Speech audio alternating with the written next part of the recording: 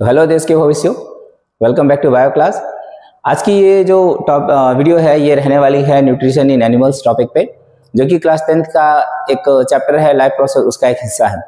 इस वीडियो में बेसिकली हम लोग बात करने वाले क्या है, तो हमारे डाइजेस्टिव सिस्टम के बारे में बात करने वाले हैं, जहाँ पर हम ये देखेंगे हमारे डाइजेस्टिव सिस्टम के कौन कौन से पार्ट है, और ये भी हम देखेंगे जब खाना हमारे बॉडी में एंटर करता है तो उसके साथ क्या क्या होता है, अलग अलग हिस्सों में क्या क्या होता है, जैसे माउथ में क्या होता है, एसोफेगस में क्या होता है, स्टमक में क्या होता है, इंटेस्टाइन्स में क्या होता है, और अल्टीमेटली हम अपने एंड गोल को देखने वाले हैं जो कि है न्यूट्रिशन। अब इस न्यूट्रिशन में हम लोग पुराने क्लासेस में भी ये बात किए हुए हैं कि न्यूट्रिशन होता क्या है। तो न्यूट्रिशन में होता ये है कि हम क्या करते हैं, अपनी एनर्जी को फुलफिल करते हैं। कैसे? By obtaining and utilising food. अब अलग अलग ऑर्गेनिज्म अलग अलग तरीके से फूड लेते हैं। हम अगर ह्यूमंस की बात करते हैं, हम लोग अपनी बात करते हैं, तो हम लोग क्या है, हेटेरोट्रॉफ्स है। और हेटेरोट्रॉफिक होने की वजह से हमें एक मोड चाहिए होता है। हेटेरोट्रॉफिक में कौन सा हम करते हैं, तो हम लोग करते हैं होलोजोइक, जो कि याद होगा सभी को, न्यूट्रिशन इन अमीबा टॉपिक में हम लोग बात किए थे, होलोजोइक न्यूट्रिशन। तो हम लोग वो नहीं करने वाले, हम लोग यहाँ पे क्या करने वाले, हम लोग करने वाले अपने डाइजेस्टिव सिस्टम के बारे में बात करने वाले हैं। और यकीन मानिए सभी कोई, ये वीडियो देखने के बाद आपको कभी डाइजेस्टिव सिस्टम के बारे में कोई कंफ्यूजन रह नहीं जाएगा, क्योंकि हम लोग यहाँ पे बेसिक से लेके एडवांस तक क्लियर करने वाले हैं। तो जिन बच्चों को बस अपनी बेसिक नॉलेज रखनी है वो भी इस वीडियो को देखेंगे। जिनको काफी एडवांस चाहिए, जो बुक्स है, जो स्कूलों में जो बुक्स है उनमें नहीं है ये डाटा, तो उनको भी हम लोग यहाँ पे क्या करने वाले हैं, कवर करने वाले हैं। तो चलिए सभी को स्टार्ट करते हैं इस वीडियो को। तो चलिए स्टार्ट करते हैं इस टॉपिक को। हम लोग, जैसा कि हम लोग जानते हैं, ह्यूमंस जो है, हम लोग अगर अपनी बात करें तो हम लोग कुछ अपने फीचर्स देखते क्या है। ह्यूमंस जो है, हम लोग क्या है, तो हम लोग हेटेरोट्रॉफ्स है। हेटेरोट्रॉफ्स। और हमारा मोड ऑफ न्यूट्रिशन जो है, जो हम लोग खाते पीते कैसे है, तो हम लोग खाते हैं होलोजोइक। होलोजोइक हम लोग का मोड ऑफ न्यूट्रिशन है। हम लोग मतलब होलोजोइकली फूड को कंज्यूम करते हैं। मतलब क्या है, हम लोग 5 स्टेप पे अपने न्यूट्रिशन करते हैं, जैसे कि इंजेक्शन किए, डाइजेशन किए, एब्जॉर्प्शन, एसिमिलेशन, और लास्ट में जो अनडाइजेस्टेड फूड है उसे हम लोग बॉडी से बाहर ले गए, इजेशन।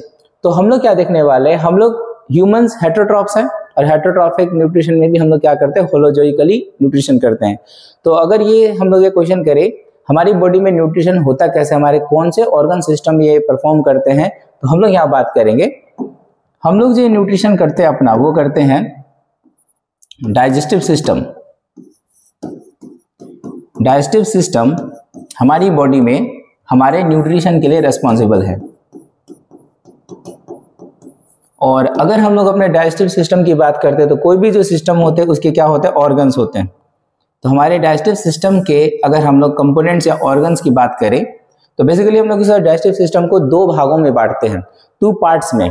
यहाँ पे प्रकार नहीं है, काइंड्स ऑफ डाइजेस्टिव सिस्टम नहीं है, यहाँ पे डाइजेस्टिव सिस्टम के पार्ट्स है।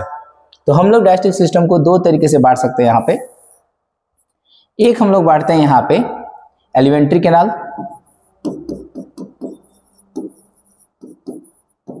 एक हम लोग एलिमेंट्री कैनाल नाम दे देते हैं इसको, एक पार्ट को, और दूसरे को हम लोग देते हैं एसोसिएटेड ग्लैंड्स। Associated glands. तो हम लोग समझते हैं थोड़ा यहाँ पे क्या है, ये जो एलिमेंट्री कैनाल है ये क्या है, या ये जो एसोसिएटेड ग्लैंड्स है इनके बारे में हम लोग समझेंगे। तो आई होप सबको ये दिख रहा हो अभी भी। तो देखते हैं हम लोग क्या है यहाँ पे। हमारा जो एलिमेंट्री कैनाल है इसके बारे में पहले हम लोग समझते हैं। ये क्या है एलिमेंट्री कैनाल, तो ये क्या है, ट्यूब लाइक स्ट्रक्चर। ये ट्यूब लाइक स्ट्रक्चर है इसका। अप्रोक्सीमेटली ये जो है, अप्रोक्सीमेटली 9 मीटर्स लॉन्ग है। जो स्टार्ट कहां से होता है, माउथ से, और एंड कहां पे होता है, तो एनस तक। इन ऑर्गन्स के बारे में डिटेल हम लोग फिर बात करने वाले हैं अभी। और हम लोग यहाँ पे देखते क्या है, अपने एसोसिएटेड ग्लैंड्स के बारे में। तो हमारे जो एसोसिएटेड ग्लैंड्स हैं, मतलब डाइजेशन के लिए हेल्पफुल जो ग्लैंड्स हैं हमारी, जो एसोसिएशन का मतलब होता है जुड़ा हुआ। जैसे मेरा ये हाथ है, तो मेरे हाथ से अगर कोई चीज यहाँ पे लगा हुआ है, तो ये मेरे हाथ से एसोसिएटेड है, जुड़ा हुआ है। तो एलिमेंट्री कैनाल से जुड़े हुए कौन कौन से पार्ट्स हैं हमारे, तो अगर हम लोग स्टार्ट करें यहाँ पे, तो सैलिवरी ग्लैंड, सलीवरी ग्लैंड। अगेन हम लोग यहाँ पे इसको भी डिटेल में बात करने वाले हैं। अदर एसोसिएटेड की हम लोग बात करें लीवर, फिर हम लोग बात करें और पैनक्रियाज। तो ये कुछ हमारे क्या है ऐसे ग्लैंड्स है या ऑर्गन्स कह ले जो हमारे एलिमेंट्री कैनाल से लगे हुए ताकि हमें क्या करा सके, डाइजेशन करा सके बढ़िया से। तो अब हम लोग क्या करने वाले हैं, एक एक करके यहाँ पे चीजों को और समझने वाले डिटेल में। तो हम लोग सबसे पहले बात कर लेते हैं पार्ट्स ऑफ एलिमेंट्री कैनाल। जैसे कि डाइजेस्टिव सिस्टम के दो पार्ट हम लोग, एक बांट दिए एलिमेंट्री कैनाल, एक बांट दिए एसोसिएटेड ग्लैंड्स। डाइजेस्टिव ये जो एलिमेंट्री कैनाल है ये कैसा होता है, तो भाई ट्यूब लाइक स्ट्रक्चर, लगभग 9 मीटर लंबा होता है, माउथ से लेके एनस तक ये लाई करता है। ये कहां से कहां तक, तो माउथ से लेके एनस तक। अब एक और बात यहीं पे हम लोग डिस्कस कर लेते हैं, जो हर्बीवोर्स होते हैं,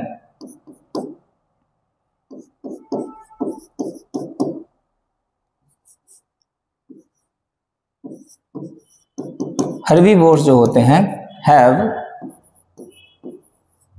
लॉन्गर एलिमेंट्री कैनाल। एक और चीज, ये हर्बीवोर्स के एलिमेंट्री कैनाल जो होते हैं कार्निवोर्स या ओमनिवोर्स से काफी ज्यादा बड़े होते हैं, क्योंकि उनको क्या करना होता है ना, सेलुलोज को पचाना होता है, जो कि एक प्लांट में पाया जाने वाला कार्बोहाइड्रेट है, जो कि बाकी कार्बोहाइड्रेट की तुलना में टफ है, एक कॉम्प्लेक्स कार्बोहाइड्रेट है। इसीलिए जो हर्बीवोर्स होते हैं उनके एलिमेंट्री कैनाल थोड़े लंबे होते हैं। अगर हम लोग यहाँ पे एलिमेंट्री कैनाल की अदर नेम्स की बात करते हैं, एलिमेंट्री कैनाल को और भी हम लोग नाम से जानते हैं। जैसे एलिमेंट्री कैनाल को ही हम लोग और नाम से क्या जानते हैं, हम लोग बोल सकते हैं यहाँ पे डाइजेस्टिव ट्रैक्ट, या हम लोग बोल सकते हैं गट। मोस्ट कॉमनली हम लोग गट वर्ड यूज करते हैं। गट वर्ड जो होता है ये इस इसको डिफाइन करता है, जैसे एलिमेंट्री कैनाल, किसी भी ऑर्गेनिज्म के एलिमेंट्री कैनाल को हम लोग गट बोलते हैं। कई लोग इसे सिर्फ स्मॉल इंटेस्टाइन को रेफर करने के लिए भी यूज करते हैं, पर पूरी एलिमेंट्री कैनाल को हम लोग क्या बोलते हैं, गट बोलते हैं। तो आइए हम लोग यहाँ पे क्या करते हैं, एलिमेंट्री कैनाल के पार्ट्स को समझते हैं। तो देखेंगे सभी को यहाँ पे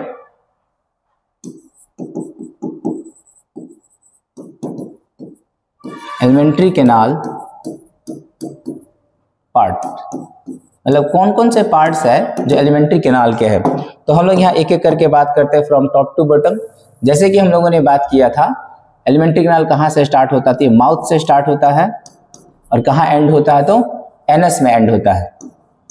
तो स्टार्टिंग ऑर्गन ये होगा, एंडिंग ऑर्गन या एंडिंग पार्ट ये होगा। कैसे हम लोग बात करते हैं, तो इसके कौन कौन से पार्ट्स है देखते हैं जरा। पहला माउथ, हम लोग बकल कैविटी भी यहां बोलेंगे। नेक्स्ट हम लोग बात करते हैं इसोफेगस,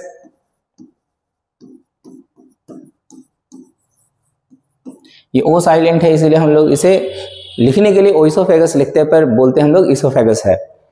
इसोफेगस को ही हम लोग क्या बोलते हैं, हम लोग बोलते हैं, इसी को बोलते हैं फूड पाइप। नेक्स्ट हम लोग बात करें तो फिर स्टोमक, इसके बाद बात करें तो स्मॉल इंटेस्टाइन। तो इंटेस्टाइन हम लोग लिखते हैं इंटेस्टाइन। अब इंटेस्टाइन में ही दो हिस्से, इंटेस्टाइन के दो हिस्से कुछ ऐसे, एक स्मॉल और एक लार्ज।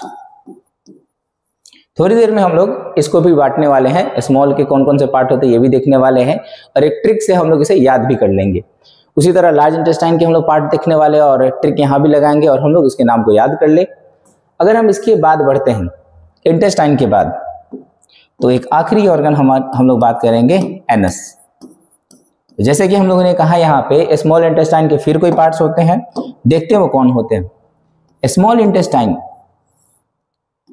के भी पार्ट होते हैं जिसे हम लोग एक शॉर्टकट से याद कर सकते हैं, पर कौन पार्ट होते हैं वो देख लेते जरा एक बार। स्मॉल इंटेस्टाइन के 3 पार्ट्स होते हैं। पहले को हम लोग बोलते हैं डिओडेनम,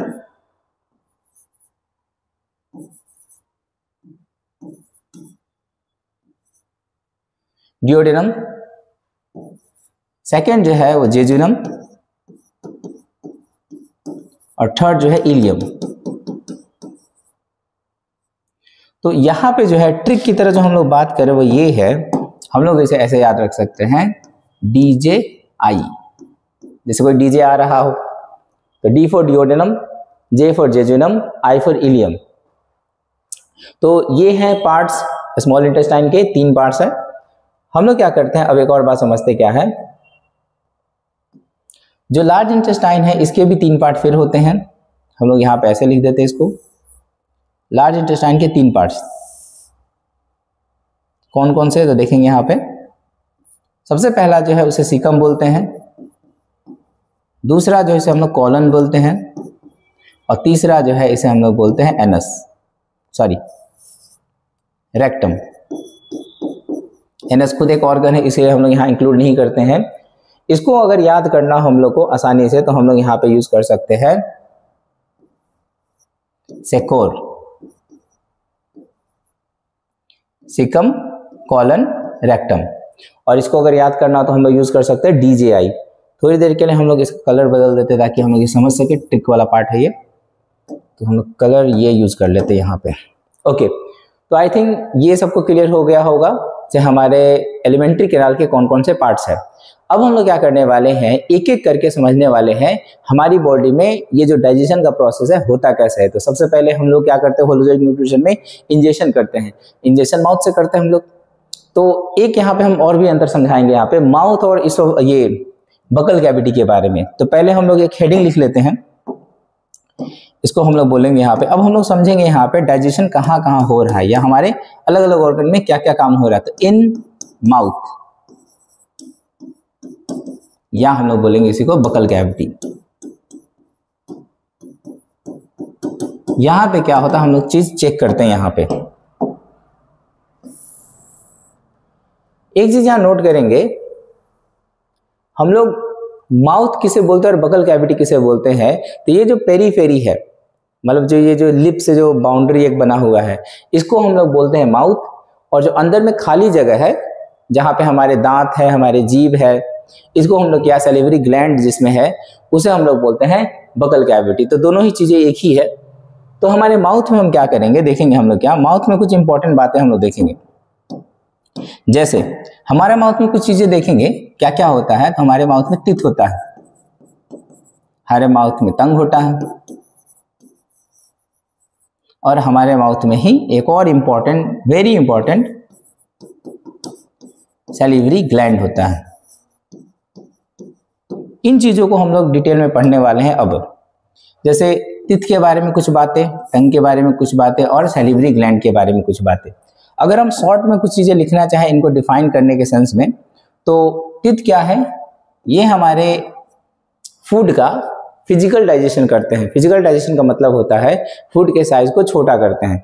अगर ना करे तो एक एग्जांपल समझेंगे, जैसे कोई रोटी है, हम उसे जैसे रोल करके मुंह में डाल नहीं सकते, हमें उसे क्या करना होगा, पहले हाथों से तोड़ना होगा थाली में, फिर मुंह में रख के चबाना होगा। ऐसा ही सारे फूड मटेरियल के साथ कोई हम बिस्किट भी खाए तो सीधे निगल नहीं सकते, उसे छोटा करेंगे ताकि वो निगलने लायक बन जाए, वो सॉफ्ट हो जाए। नहीं तो क्या होगा, इसोफेगस जो है ये मस्कुलर ऑर्गन, ये अंदर से छिल जाएगा, तो काफी दिक्कत होने वाली है।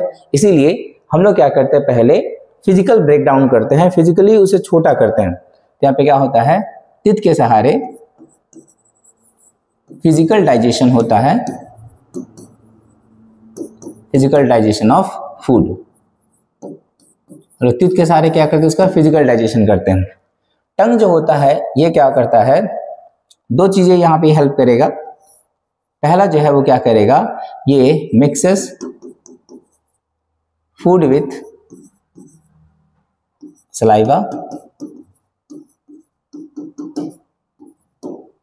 और हमें बाकी अगर हम लोग बात करें अगर डाइजेशन से हट के, तो हमें बोलने में भी मदद करता है जीभ, हमारा टंग, और साथ साथ हमें क्या एक सेंसेशन देता है टेस्ट का। अब हम लोग क्या बात करेंगे, थोड़ा सा एक स्लाइड हम लोग एक पिक्चर के तौर पे देखेंगे, क्या टेस्ट के बारे में भी थोड़ी बहुत बात पढ़ने वाले हैं हम लोग। एक सबसे इंपॉर्टेंट जो याद रखना है डाटा, वो है सैलिवरी ग्लैंड का। तो सैलिवरी ग्लैंड को थोड़ा हम लोग और बढ़िया से समझने की कोशिश करते हैं। सैलिवरी ग्लैंड जो होते हैं ये क्या होते हैं, 3 पेयर्स होते हैं। 3 पेयर्स होते हैं। थोड़ी देर में हम लोग देखेंगे कौन कौन से पेयर है, कहाँ लोकेटेड होते हैं और इनके साइजेस को भी थोड़ा हम लोग इमेजिन करने की कोशिश करेंगे। 3 पेयर्स होते हैं। ये क्या करता है, एक सिक्रेशन करता है,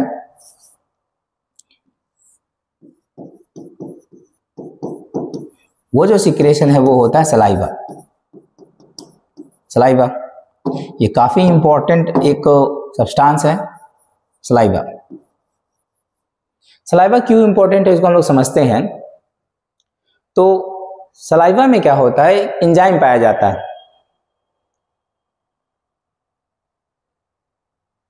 उस एंजाइम का नाम है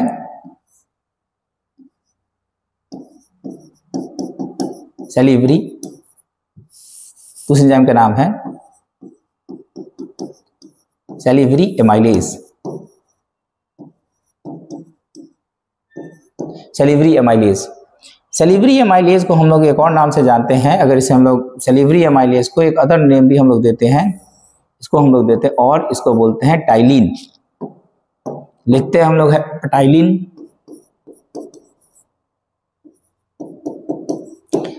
पढ़ते हैं हम लोग टाइलिन। तो पढ़ेंगे कैसे हम लोग इस चीज को, तो हम लोग इस चीज को ऐसे पढ़ेंगे, हम लोग पढ़ेंगे इसे टाइलिन।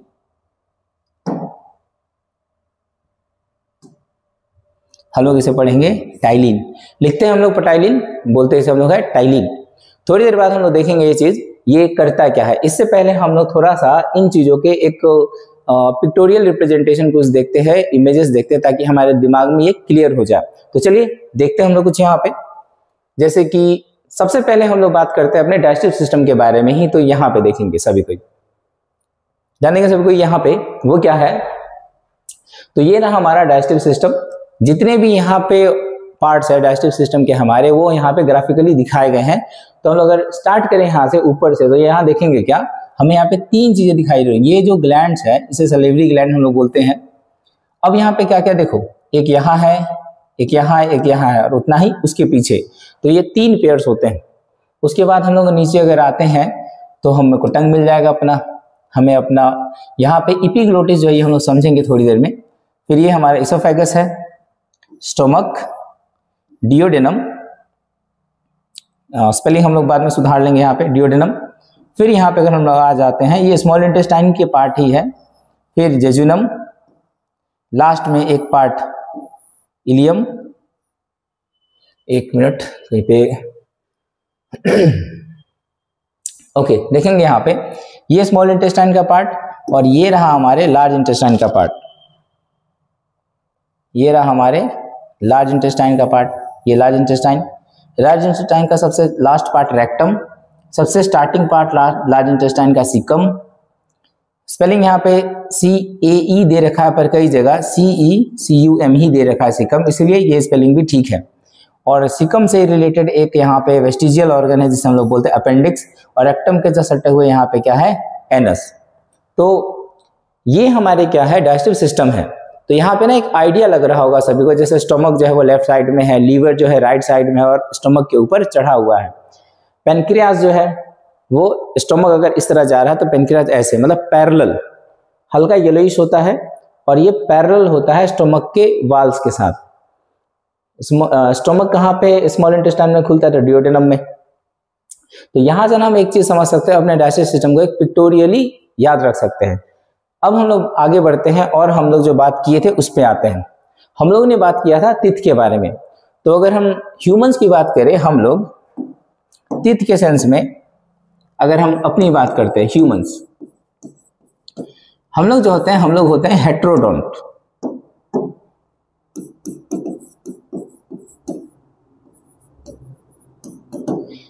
हेट्रोडोंट का मीनिंग क्या होता है? हेट्रोडोंट का अगर हम लोग मीनिंग की बात करते हैं तो इसका मीनिंग होता है हेट्रोडोंट का organisms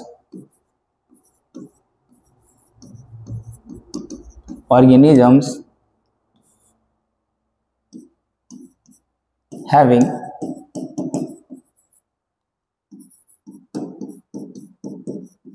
different types of teeth।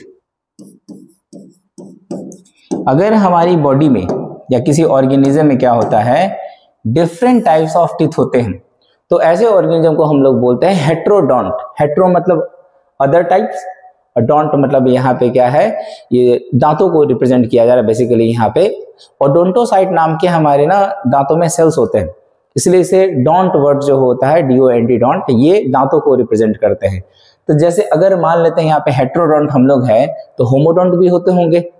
तो हेट्रोडोंट की तरह कुछ और भी ऑर्गेनिज्म्स होते हैं, होमोडोंट होते हैं। यहाँ पे हम लोग एक चीज लेके चलते हैं, यहाँ पे एग्जाम्पल ऑफ होमोडोंट। होमोडोंट का एक एग्जाम्पल हम लोग करते हैं यहाँ पे, तो वो कौन सा एग्जाम्पल है भाई, तो वो एग्जाम्पल है लिजार्ड का। अगर हम लोग लिजार्ड के दांतों को देखेंगे ना, तो लिजार्ड के दांत ना आरी की तरह होते हैं, और सारे दांत जो होते हैं बराबर होते हैं। बहुत सारे दांत होते हैं और बराबर होते हैं। अगर हम लोग अपनी बात करते हैं, ह्यूमंस की बात करते हैं, तो हम लोग तो है भाई हेट्रोडोंट। हेट्रोडोंट का मतलब हो गया हमारे पास डिफरेंट टाइप ऑफ टीथ है। वो जो टीथ है कौन कौन से देखेंगे यहाँ पे, इंसीजर्स है, केनाइन्स है, प्रीमोलर्स है और मोलर्स है। एक ना हमारे पास क्या होता है, डेंटल फॉर्मूला होता है। डेंटल फॉर्मूला का मतलब क्या है, यहाँ पे देखेंगे सभी कोई, डेंटल फॉर्मूला। ये जो डेंटल फॉर्मूला है, ये क्या करता है, किसी भी जबड़े का जॉ जो होता है उसको अगर हम बीच में से डिवाइड कर दे, तो अगर जैसे यहाँ पर ये फिगर है, बीच में से डिवाइड करें, तो ये हिस्सा जो है अपर जॉ का लेफ्ट हिस्सा, यहाँ पे हम क्या देखेंगे, दो तो हमारे पास इंसीजर्स है, एक केनाइन है, दो प्रीमोलर्स है और 3 मोलर्स है। तो इसको हम लोग ऐसे लिखते हैं, इसको हम लोग लिखते हैं इस तरह, हम लोग लिखते हैं ICPM। ICPM का फुल फॉर्म यही हो गया, incisors, I for incisors, C for canine, P for premolar, M for molar. अब ये होता कैसे है या कितना है, सॉरी, तो हम लोग इसे बात करते हैं। हम लोग एक और इसमें नाम देते हैं, फॉर्मूला की तरह देते हैं इसको, क्या हम लोग देते हैं इसे, देखेंगे इसी के हिसाब से 2 1, उसके बाद हम लिखेंगे 2 3, मतलब 21 23, मतलब एक जो के एक हिस्से में, ठीक है, आधा। और हम बात कर देखो तो 2 इंसीजर्स, एक केनाइन, 2 प्रीमोलर्स और 3 मोलर्स, हो गए 8 8 और 8 इधर 16 16 और 16 नीचे के जबड़े में 32। तो एक एडल्ट ह्यूमन में कितना होता है, 32 टीथ होते हैं। लेकिन ये जो एडल्ट ह्यूमन होता है, जैसे अगर अभी के बच्चे जो 10th में है सभी कोई, अगर आप लोग अपने दांतों को गिनेंगे तो आपके दांत में होंगे 28। कारण क्या होता है, ये जो एक मोलर यहाँ पे दिखाई दे रहा है, ये जो एक मोलर होता है, लास्ट वाला मोलर, इसको हम लोग बोलते हैं विजडम टीथ। जो कि विजडम टीथ जो होता है, जो कि क्या होता है, यहाँ पे देखेंगे, विजडम टीथ जो है ये एक वेस्टिजियल ऑर्गन है।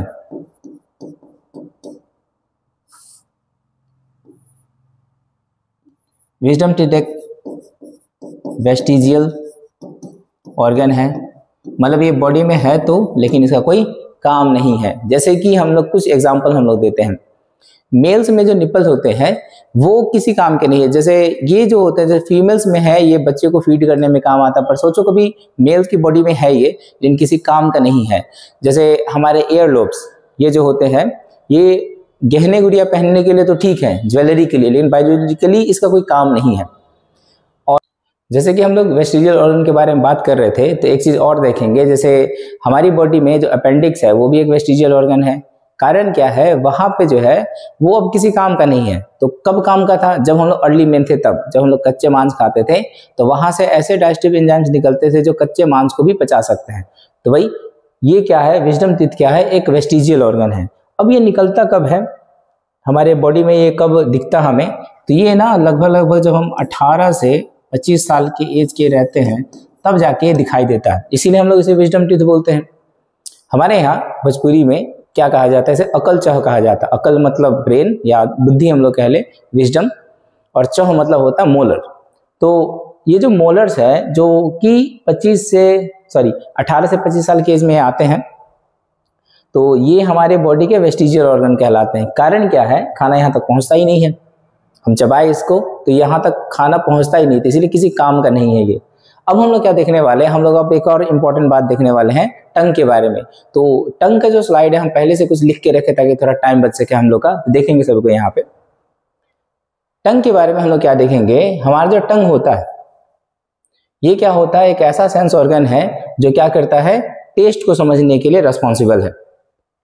अब ये कौन कौन से टेस्ट होते हैं तो देखेंगे क्या, स्वीट एक टेस्ट होता है, सावर एक टेस्ट होता है, साल्टी एक टेस्ट होता है, बीटर एक टेस्ट होता है, और एक नए तरह का स्वाद है जो साइंटिस्ट लोगों ने आइडेंटिफाई किया है, वो होता है उमामी। ये जो उमामी वाला रीजन है, हमारे जीभ का कौन सा हिस्सा समझता है इसको, तो यहाँ हम लोग जरा देखते हैं, हमारे जीभ का ये हिस्सा जहाँ पे दूसरे स्वाद हम लोग नहीं लिखे हुए हैं, ये हिस्सा ये क्या करता है, ये समझता है उमामी स्वाद को। उमामी होता क्या है, तो उमामी ना एक सावरी मीठी टेस्ट होता है। कई लोग क्या करते हैं, नॉनवेज के ऊपर, जैसे ग्रिल वो नॉनवेज खा रहे हैं, भुना हुआ कोई नॉनवेज खा रहा है, तो उसके ऊपर ना नींबू निचोड़ देते हैं, तो वो जो एग्जैक्ट स्वाद है, जैसे नॉनवेज का एक स्वाद, मीट का, और एक नींबू का खट्टा स्वाद, उसको हम लोग कंबाइनली क्या बोलते हैं, उमामी स्वाद बोलते हैं, उमामी टेस्ट बोलते हैं। अब जरा हम लोग समझते हैं, पहले हम लोग क्या कॉन्सेप्ट देते थे जीभ के बारे में, अब हम लोग कैसे बात करते हैं, तो यहाँ देखेंगे। पहले हम लोग क्या कहते थे, जीभ के ना अलग अलग हिस्से अलग अलग स्वाद को समझते हैं। जैसे कि क्या है यहाँ पे, जैसे जीभ का टिप वाला हिस्सा जो है वो स्वीट को समझता है, साइड वाला हिस्सा जो है वो यहाँ पे रहा साल्टी और सावर को समझता है, जो बेस वाला हिस्सा है जहाँ से टंग जो है अराइज करता है, वो क्या है, वो बीटर स्वाद को समझता है। पर हम ये जानते हैं ऐसा नहीं है। ऐसा इसलिए नहीं है, अगर हम जीभ के टिप पे अगर नमक रखें तो भी हमें समझ में आता है, जीभ के साइड में हम चीनी रख दे तो भी समझ में आता है, और जीभ के लास्ट में हम नींबू निचोड़ दे तो भी हमें समझ में आता है। तो क्या ये गलत है? ये गलत भी नहीं है, समझने की देरी है। कैसे हम लोग समझेंगे, देखेंगे। यहाँ पे हमारे जीभ पे ना बहुत सारे छोटे छोटे फिंगर लाइक प्रोजेक्शंस होते हैं, जिसको हम लोग क्या बोलते हैं, जिनको बोलते हैं टेस्ट बड। यहाँ पे लिख दिया गया पहले से। अब ये टेस्ट बड क्या करते हैं, are capable of sensing all types of taste, सभी तरह के स्वाद को ये समझ सकते हैं। लेकिन फिर भी तो ये डायग्राम क्यों बनाया गया है, ये डायग्राम इसलिए बनाया गया है क्योंकि अलग अलग टेस्ट बड जो हमारे बॉडी में प्रेजेंट है वो अलग अलग स्वाद के लिए ज्यादा सेंसिटिव है।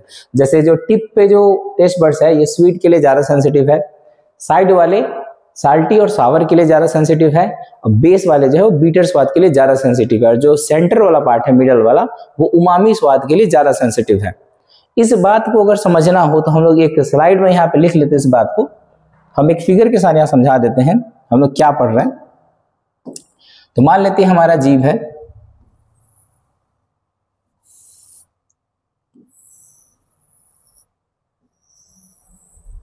मान लेते हैं ये हमारा टंग है और ये टंग का बेस है। तो हम लोग क्या पढ़े यहाँ पे, ये जो टिप वाला हिस्सा है, हम ना सबको अलग अलग कलर दे देते हैं। यहाँ पे ये क्या है, टिप वाला हिस्सा है।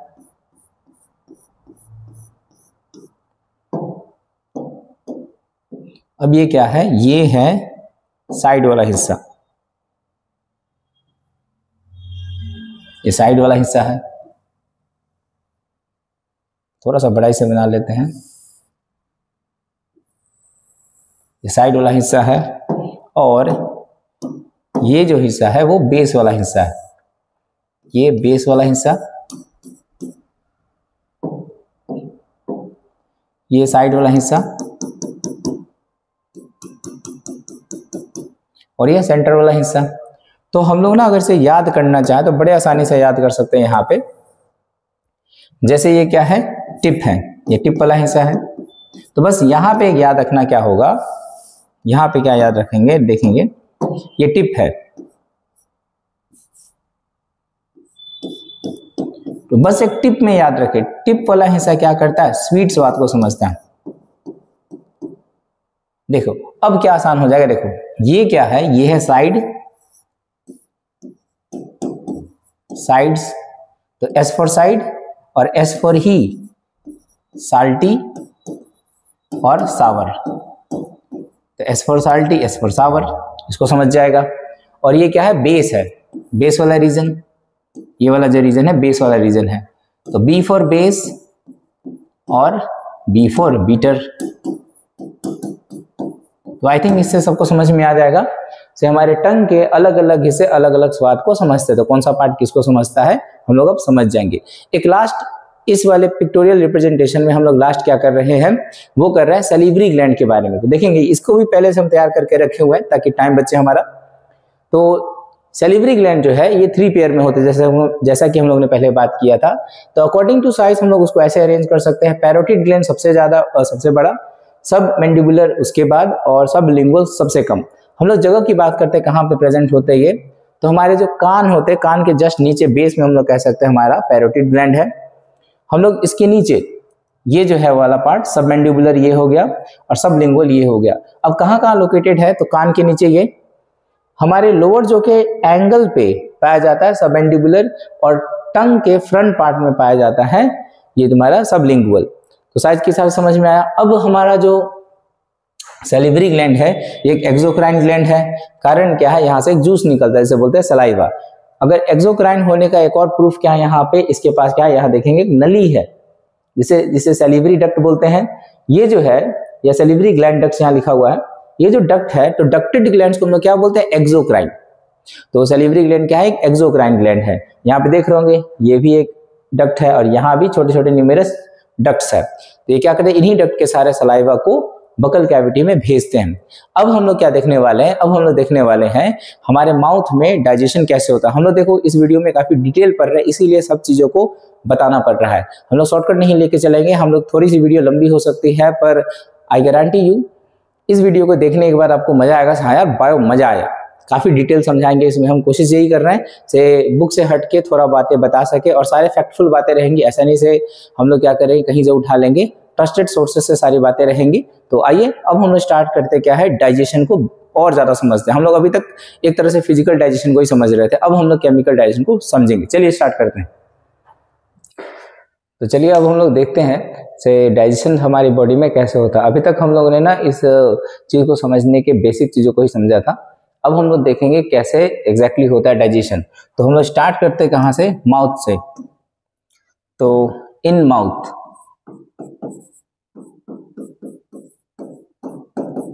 माउथ में क्या क्या होता है हम देखते हैं। हम क्या जानते हैं, माउथ में हम क्या करते हैं, खाने को पहले इंजेस्ट करते हैं। जैसे मुंह में रखे खाने को हो गया इंजेशन। तो होता क्या है, पहली बात हम यहाँ पे क्या लिखेंगे, व्हेन वी ईट, जैसे हम खाते हैं, जो सैलिवरी ग्लैंड है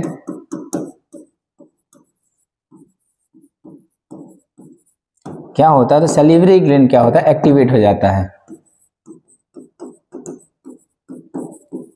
अब देखेंगे एक और चीज, सिर्फ खाने से ही नहीं, अगर हम किसी टेस्टी खाने के बारे में सोचे या देखें तो भी ये क्या होता है, सलाइवा सिक्रेट करने लगता है, तो सैलिवरी ग्लैंड एक्टिवेट हो जाता है।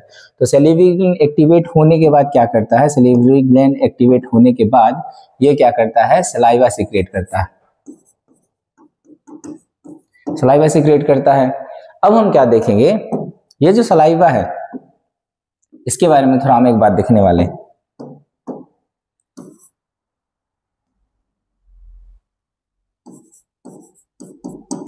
सलाइवा के बारे में हम लोग बात देखने वाले हैं। सलाइवा क्या होता है, तो सलाइवा का पहले सबसे पहला बात कंपोजिशन, मतलब सलाइवा किस चीज से बना होता है।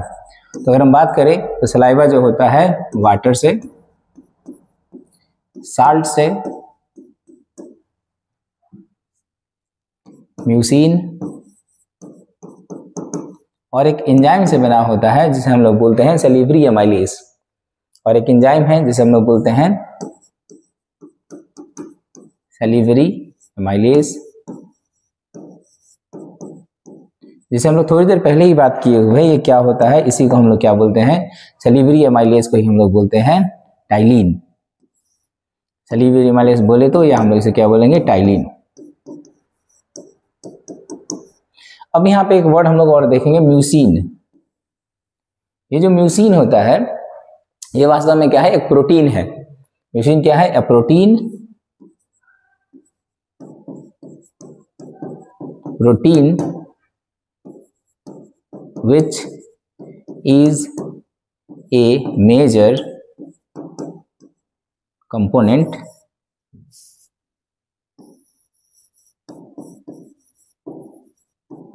of mucus।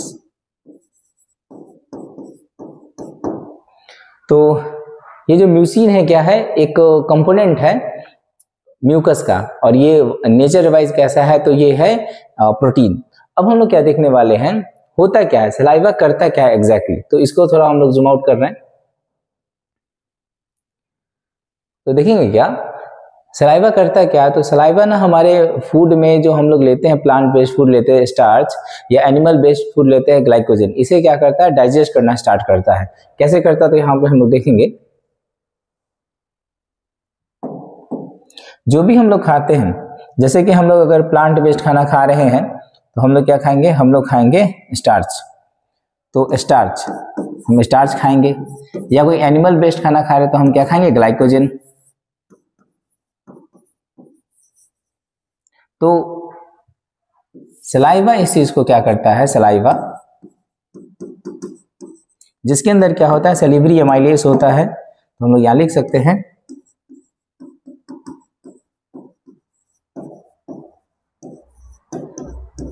सलाइवा के अंदर क्या है, तो सलाइवा के अंदर है सैलिवरी एमाइलेज। सलाइवा के अंदर सैलिवरी एमाइलेज है, तो ये क्या करता है, स्टार्च और ग्लाइकोजन जो कि एक कॉम्प्लेक्स कार्बोहाइड्रेट है। स्टार्च और ग्लाइकोजन है क्या, स्टार्च और ग्लाइकोजन क्या है, तो ये है कॉम्प्लेक्स कार्बोहाइड्रेट।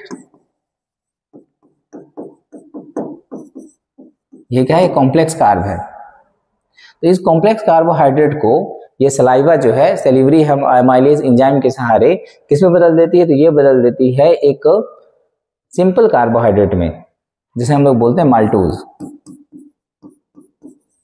एनसीईआरटी में बस ये दे रखा है ये किसमें बदल देती है, तो सिंपल कार्बोहाइड्रेट में। तो माल्टोज क्या है, एक सिंपल कार्बोहाइड्रेट है, सिंपल कार्ब है। एग्जैक्टली हम लोग बात करें सिंपल कार्ब में कौन सा, तो ये एक है डाइसैकेराइड।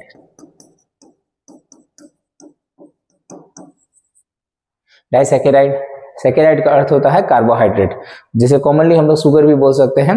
तो माल्टोज क्यों डाइसैकेराइड हम लोग बोलते हैं, एक बार हम लोग पिछली वीडियो में भी बात किए हुए हैं। माल्टोज जो होता है उसका स्ट्रक्चर ऐसे होता है,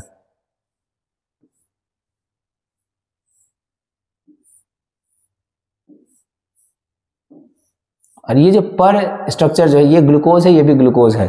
क्योंकि डाइसैकेराइड है तो ग्लूकोज का सबसे सिंपल फॉर्म जो होता है वो क्या है, तुम्हारा C6H12O6।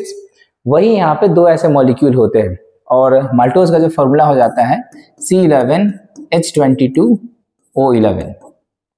ये हो जाता है फॉर्मूला किसका, माल्टोज का। तो माल्टोज का स्ट्रक्चर है ये, जहाँ पे हर एक वर्टिकल जो है या वर्टेक्स जो है यहाँ पे वो क्या किसको रिप्रेजेंट करता है, कार्बन को रिप्रेजेंट करता है। तो स्टार्च या ग्लाइकोजन जो हमारी बॉडी में है, जो हम लोग खाए हैं, उसे सलाइवा जिसके अंदर सैलिवरी एमाइलेज है किस में कन्वर्ट कर देता है, माल्टोज में, जो कि एक सिंपल कार्बोहाइड्रेट है, जिसको हम लोग ये बोलते हैं डाइसैकेराइड बोलते हैं। डाइसैकेराइड मतलब दो मोनोसैकेराइड के यूनिट, जो कि ग्लूकोज की दो यूनिट्स यहाँ पर है।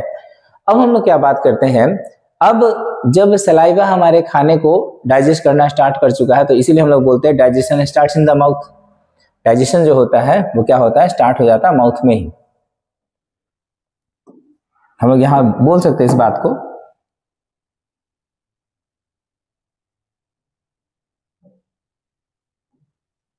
तो ये बोल सकते हैं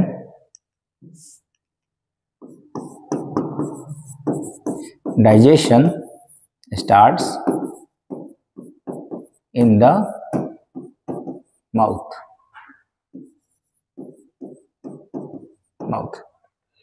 अब हम लोग आगे बढ़ते हैं। ये तो हो गया सर, डाइजेशन क्या होता है, माउथ में स्टार्ट हो जाता है। अब हम लोग थोड़ा सा और आगे बढ़ते हैं। क्या, जैसे हम निगलते हैं वैसे ही क्या होता है, हमारे बॉडी के अंदर खाना एंटर करता है इसोफेगस में।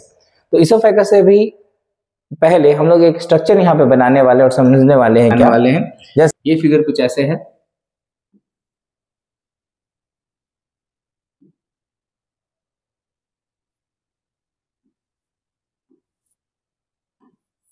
अगर ये कोई पर्सन है मान लेते हैं, तो इसके में क्या है, ये इसका ओरल कैविटी या बगल कैविटी हम लोग बोलेंगे इसको।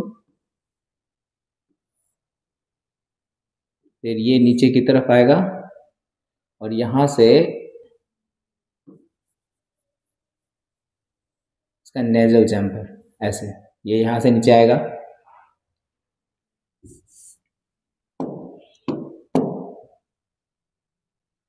मान लेते ये ऐसे। तो होता क्या, यहाँ पे क्या है, यहाँ पर एक इसका लैरिंक्स और फिर नीचे, और ये ऐसे नीचे। यहाँ पे जो है ना, अगर हम लोग जूम कर रहे हैं चीजों को समझने के लिए, यहाँ पे दो नली बढ़ जाती है यहाँ पे, इसको बांटने वाला यहाँ पे, सॉरी इसको कंट्रोल करने वाला जो एक मस्कुलर यहाँ पे ऑर्गन होगा फ्लैप लाइक, इसे हम लोग क्या बोलते हैं, यहाँ ध्यान देंगे। देखिए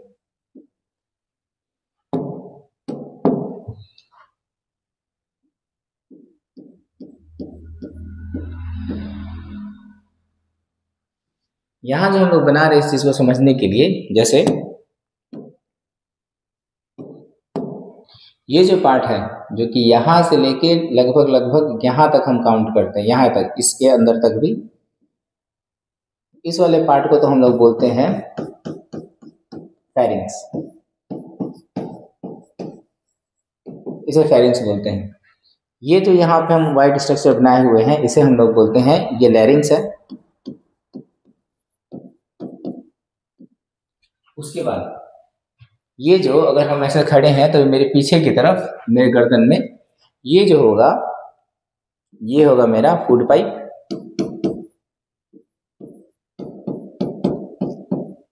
और ये जो स्ट्रक्चर है ये मेरा क्या है, विंड पाइप।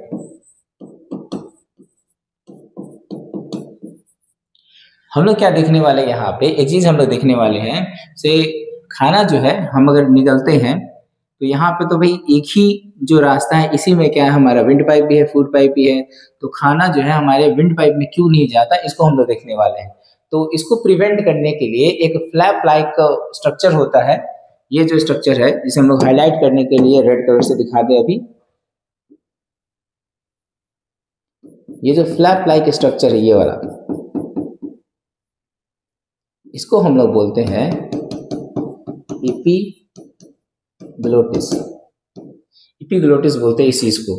ये क्या करता है स्ट्रक्चर, जैसे ही हम किसी चीज को स्वालो करते हैं, मतलब किसी लिक्विड या सॉलिड फूड को, ये क्या होता है, ऐसे ढक देता है, इस तरह ढक देता है, मतलब इस वाले पार्ट को ये क्या करेगा, ढक देगा इसको। तो जो भी हम स्वालो करेंगे हमारे किस में जाएगा, फूड पाइप में जाएगा, ना कि विंड पाइप में जाएगा। और अगर किसी कारण से विंड पाइप में चला भी जाता है तो हमारे जो विंड पाइप में ये होते हैं ब्रोंकाई होता है, वहां पे ये होता है ऐसे सिलिएटेड एपिथेलियल होता है, जो क्या करता है, सीलिया के सहारे सेंसिटिव होता है, सेंस करता है और धक्का देता है और वो चीजें बाहर निकल जाती है। तो आई थिंक इस वाले फिगर से सबको समझ में आया होगा कैसे हम कोई चीज जब खाते हैं, हम लोग यहाँ पे कुछ चीज बना दें, जैसे मान लेते हैं यहाँ पे कोई फूड मटेरियल है, ये क्या है, एक फूड मटेरियल है, ये क्या है, फूड है मान लेते हैं। तो होता ये है, जैसे हम इस चीज को स्वालो करते हैं, मान लेते खा लिए, तो क्या गया, यहाँ तक फेरिंग्स को होके गया, और जैसे हम निगलते हैं तो ये क्या होता है, ये जो एपिग्लोटिस है ये बंद हो जाता है, इसको ढक देता है, और हमारा फूड जो है वो कहाँ चला जाता है, पिछलता हुआ फूड पाइप में चला जाता है। तो आई थिंक इससे समझ में आया होगा तो कैसे हमारा एपिग्लोटिस जो है वो प्रिवेंट करता है, जो भी हम खाना या पानी लेते हैं, सॉलिड या लिक्विड फूड लेते हैं, उसे विंड पाइप में नहीं जाने देता, फूड पाइप में भेजता है। तो अगर आसानी के लिए अगर हम अपने गर्दन को देखें तो सामने हमारा क्या होगा, विंड पाइप, और इसके पीछे क्या होगा, फूड पाइप। अब इसको फूड पाइप में कोई चीज जाए तो कोई इशू नहीं है, हवा जाए, पानी जाए, खाना जाए, कोई इशू नहीं है, पर विंड पाइप में अगर पानी और खाना जाता है तो बहुत दिक्कत हो सकती है हमें। इसीलिए एपिग्लोटिस मदद करता है हमको ऐसा प्रिवेंट करने में। ओके, अब हम लोग क्या करने वाले हैं, इस पार्ट को देखने वाले हैं, फूड पाइप को, जिसे हम लोग अभी एक नाम देने वाले हैं फूड पाइप को।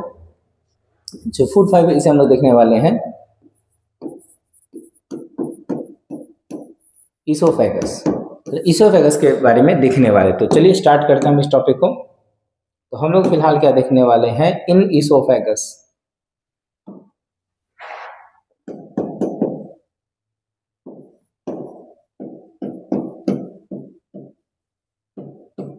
इसोफेगस में क्या चीजें होती है हम लोग ये चेक करने वाले हैं। अब देखो, सबसे पहला पॉइंट, हम लोग इसोफेगस का एक फिगर बना लेते हैं और स्टमक का भी साथ साथ बना लेते हैं, तो कुछ ऐसे।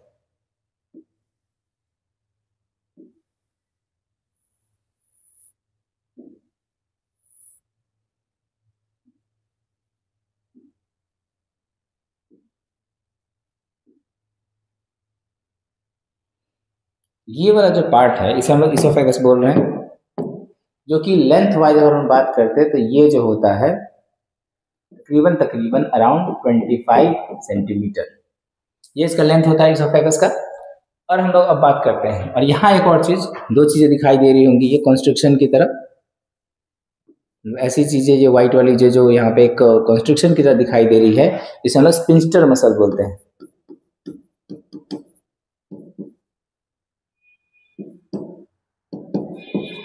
स्पिंस्टर मसल, इसे हम स्पिंस्टर मसल बोलते हैं। मसल, स्पिंस्टर मसल, ये स्पिंस्टर मसल इस चीज को कंट्रोल करता है, जैसे कोई चीज जो है वो इसोफेगस से पेट में कब जाएगा या पेट में से कब निकलेगा, ये इन चीजों को कंट्रोल करने का काम होता है इसका। तो हम लोग आते हैं इस वाले टॉपिक पे अपने पहले, इसको यहाँ साइड में रखते हैं हम लोग। अब आते हैं अपने इसोफेगस वाले पार्ट पे। सबसे पहला पॉइंट जो हम लोग करने वाले हैं यहाँ पे वो ये है, इसोफेगस में नो डाइजेशन, यहाँ पे कोई डाइजेशन नहीं होता, यहाँ पे कोई डाइजेशन नहीं होता। दूसरा, इसके जो वाल्स है वो म्यूकस सिक्रेट करते हैं, वाल्स सिक्रेट म्यूकस। अब म्यूकस के ना दो स्पेलिंग होते हैं, म्यूकस भी हम लोग लिख सकते हैं या इसी को हम लोग लिख सकते हैं म्यूकस, भाई इंग्लिश वाली बात हो जाएगी।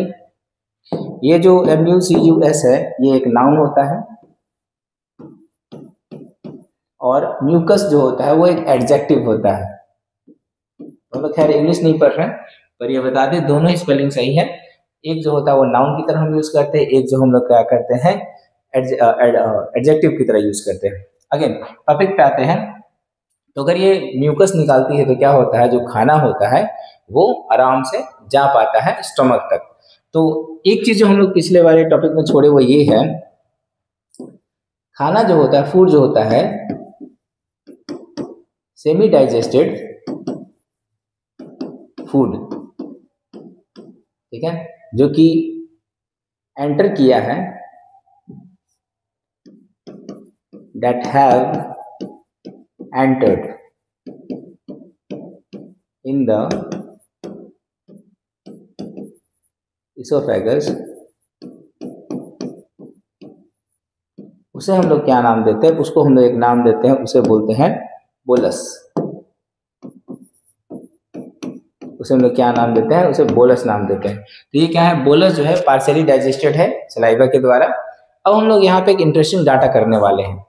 होता क्या है, जैसे ही सलाइवा जो होता है वो स्टार्च या ग्लाइकोजन के साथ अटैच होता है, वैसे ही वो क्या होता है, वो डाइजेस्ट होना स्टार्ट हो जाता है।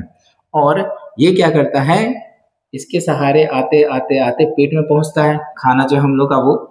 तो उसका ना परसेंटेज हम लोग बताने वाले, उससे पहले एक यहाँ पे एक और चीज है जिसे हम लोग बोलते हैं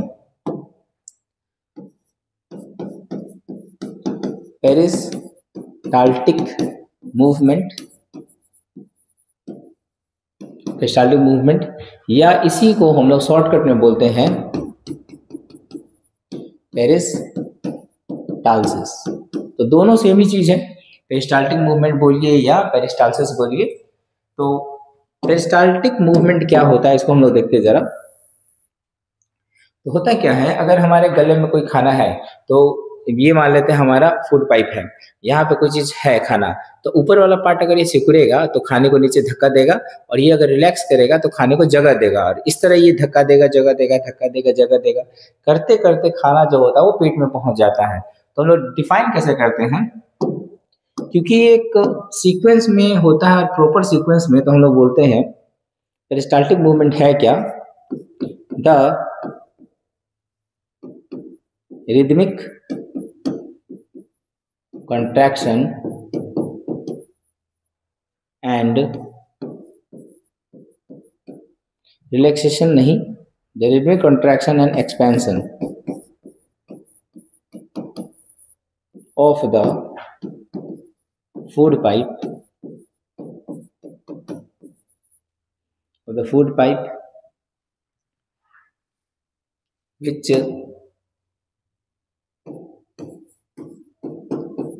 which pushes the food into the stomach. तो पेरिस्टाल्टिक मूवमेंट है क्या? तो पेरिस्टाल्टिक मूवमेंट क्या है? एक रिदमिक कॉन्ट्रैक्शन और एक्सपेंशन है। किस चीज का? फूड पाइप का, ताकि वो क्या कर सके? खाने को पुश कर सके स्टमक तक। अब ये जो पेरिस्टाल्टिक मूवमेंट है, ये होता क्या है? इट हैपेंस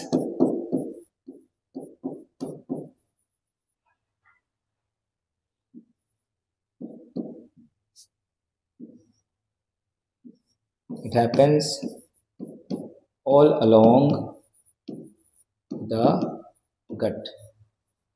पूरी जो एलिमेंट्री कैनाल है, जैसे माउथ से लेके एनस तक ये पेरिस्टाल्टिक मूवमेंट होता है। तो लेकिन हम लोग ज़्यादातर इसे विजुलाइज कहाँ करते हैं? सिर्फ गले में, पर ऐसा नहीं है, पूरे गट में ही पेरिस्टाल्टिक मूवमेंट होता है। अब पेरिस्टाल्टिक मूवमेंट करते हुए जो खाना जो है ये हमारे फूड पेट में आ चुका है। पेरिस्टाल्टिक मूवमेंट की एक और खास बात क्या है? पेरिस्टाल्टिक मूवमेंट की एक और खास बात ये है,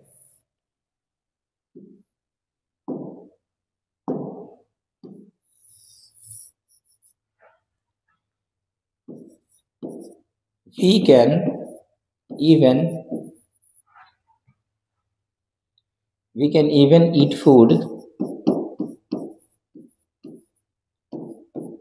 upside down। हम लोग ना उल्टा होके भी खाना खा सकते हैं, मतलब सर नीचे पैर ऊपर, फिर भी जो खाना है वो हमारे पेट तक जाएगा। कारण क्या है? पेरिस्टाल्टिक मूवमेंट काफी स्ट्रॉन्ग मूवमेंट होता है। तो बस किसी तरह हम चीजों को स्वालो अगर कर ले तो पेरिस्टाल्टिक मूवमेंट के सहारे खाना हमारा पेट में चला जाएगा। लेकिन क्योंकि हमारी बनावट ऐसी है तो ग्रेविटी भी हेल्प करती है खाने को आराम से नीचे की तरफ जाने में, पर पेरिस्टाल्टिक मूवमेंट काफी है, सफिशिएंट है। अगर हम अपसाइड डाउन भी हो तो खाना हमारा पेट में ही पहुंचेगा। ओके, यहाँ अगर हम एक बात समझ चुके हैं यहाँ पेरिस्टाल्टिक मूवमेंट क्या होता है, खाने जो होते हैं हमारे अपसाइड डाउन होने पर भी हम खा सकते हैं, क्योंकि पेरिस्टाल्टिक मूवमेंट काफी स्ट्रॉन्ग मूवमेंट होता है। अब हम एक बात समझते हैं यहाँ पे होता क्या है। जैसे इज़ोफेगस में चीजें हो रही हैं, वैसे ही खाना हमारा किस में पहुंचता है? पेट में पहुंचता है। तो इस बात को हम लोग यहाँ पे थोड़ा सा और चेक कर लेते हैं, पेट वाला काम। ओके एवरीवन, चलिए अब हम देखते हैं हमारे स्टमक में जब फूड एंटर करता है तो क्या क्या होता है। तो स्टमक के बारे में पहले हम लोग कुछ इंट्रो ले लेते हैं। ये रहा हमारा स्टमक, इसके बारे में पहले हम लोग कुछ बात कर लेते हैं। हम लोग का जो स्टमक है बेसिकली ये वाला स्टमक। तो स्टमक के बारे में हम लोग क्या क्या करते हैं, तो इसे ना हम लोग दो चीजें नाम दे सकते हैं, सी सेप्ट या जे सेप्ट ऑर्गन कह सकते हैं। स्टमक को हम लोग सी सेप्ट या जे सेप्ट ऑर्गन कह सकते हैं, जिसका जो नॉर्मल केस में जब हम कोई खाना नहीं खाते तो हमारे पेट का जो वॉल्यूम होता है अप्रोक्सीमेटली कितना होता है? तो 500 मिलीलीटर होता है। जब हम कुछ नहीं खाए होते तो हमारे पेट का वॉल्यूम लगभग इतना होता है। अब हमारे पेट में कुछ डाइजेशन से रिलेटेड इंपॉर्टेंट ग्लैंड्स है, जिसे हम लोग बोलते हैं गैस्ट्रिक ग्लैंड। इसके बारे में जस्ट हम लोग थोड़ी देर में समझेंगे गैस्ट्रिक ग्लैंड के बारे में, से ये ग्लैंड क्या करता है और कौन कौन से सिक्रेशन आते हैं जो हमारे डाइजेशन में मदद करते हैं, ये हम लोग जस्ट थोड़ी देर में देखेंगे। उससे पहले हम लोग क्या करते हैं, स्टमक के मेन फंक्शंस को देखते हैं। तो हमारा स्टमक जो है वो 4 तरह के मेन फंक्शंस परफॉर्म करता है। वो कुछ ऐसे हैं, जैसे सबसे पहला storage of food. Storage of food, जाहिर सी बात, हम लोग जब खाना चबाएंगे, गले से निगलेंगे उससे, तो जाएगा पेट में और पेट में कुछ देर के लिए रहेगा। इस चीज को समझने के लिए हम लोग यहाँ पे बात करते हैं कुछ, जैसे स्टोरेज ऑफ फूड में हम लोग क्या बात करते हैं, यहाँ देखिएगा सभी कोई। स्टोरेज ऑफ फूड, हमारे स्टमक का जो पहला फंक्शन हम लोग पढ़ने वाले वो ये है, स्टोरेज ऑफ फूड। इसमें हम क्या देखते हैं, जब हमारे स्टमक में फूड एंटर कर जाता है तो अलग अलग फूड के कंपोनेंट जो होते हैं वो अलग अलग समय तक हमारे फूड पेट में रहते हैं।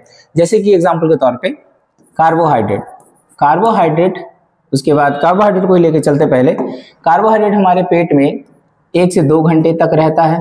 दूसरा हम बात करते हैं यहाँ पे प्रोटीन जो है हमारे स्टमक में अराउंड 3 आवर्स तक रहता है। और जो फैट है, सबसे ज्यादा लंबे समय तक हमारे पेट में कौन से रहते हैं? फैट्स रहते हैं। तो ये हमारे पेट में कितना देर तक रहते हैं? तो ये 3 से लेकर 6 घंटे तक हमारे पेट में रह सकते हैं। इससे होता क्या है, अगर हमारे पेट में पहले से ये चीजें ऑक्यूपाइड है तो हमें ना तुरंत भूख नहीं लगेगा, इसीलिए हम लोग क्या करते हैं, इंटरवल्स में खाते हैं। इसकी वजह से स्टोरेज ऑफ फूड की वजह से वी ईट इन इंटरवल्स, क्योंकि अगर कुछ खाना हमारे पेट में पहले से मौजूद है तो अगला खाना खाने के लिए हमें समय चाहिए होगा, ताकि ये जो खाना पेट में है उसे हम क्या कर सके, बढ़िया से पचा सके। आइए आगे देखते हैं हम लोग। पहला फंक्शन तो ये था जैसे स्टोरेज ऑफ फूड। अब हम लोग दूसरा फंक्शन देखते क्या है स्टमक का, वो है mechanical churning of food. Churning को हम लोग एक दूसरे वर्ड में भी लिख सकते हैं, मिक्सिंग। मतलब कि पेट की दीवारें में क्या होता है, क्रैम्प्स होते हैं। इस क्रैम्प की वजह से क्या होता है, खाना जो होता है, जो पेट के जूसेस है, जैसे कि मान लेते हैं ये, इन जूसेस से क्या होता है, मिक्स होते हैं और वो अच्छे से डाइजेस्ट हो पाते हैं। तो सेकंड फंक्शन ये रहा स्टमक का। थर्ड फंक्शन हम लोग बात करते हैं क्या है, डाइजेशन। लेकिन कौन सा डाइजेशन, तो यहाँ देखेंगे क्या, पार्शियल डाइजेशन। इसको हम लोग अब डिटेल में बात करने वाले हैं, पार्शियल डाइजेशन ऑफ फूड। और लास्ट जो है वो क्या है, हमारे स्टमक का फंक्शन क्या है, वो regulation of flow of food in small intestine. तो जैसे कि ये जो पार्ट है, यहां देख रहे हैं हम लोग, ये स्मॉल इंटेस्टाइन का पार्ट है जिसे हम लोग बोलते हैं डियोडेनम। डियोडेनम क्या है, part of small intestine. Shortcut में थोड़ा लिख रहे हैं यहाँ पे, पार्ट ऑफ स्मॉल इंटेस्टाइन। और ये क्या है, ये जो ऊपर हम लोग देख रहे हैं इसोफेगस।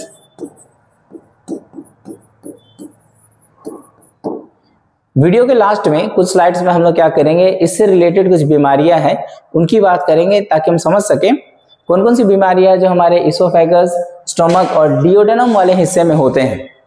तो आइए हम लोग देखते हैं क्या यहाँ पे पार्शियल डाइजेशन वाला केस देखते हैं, स्टमक पार्शियल डाइजेशन कैसे करता है। तो उसके लिए हम क्या समझेंगे यहाँ पे, उसके लिए हम एक बात समझेंगे,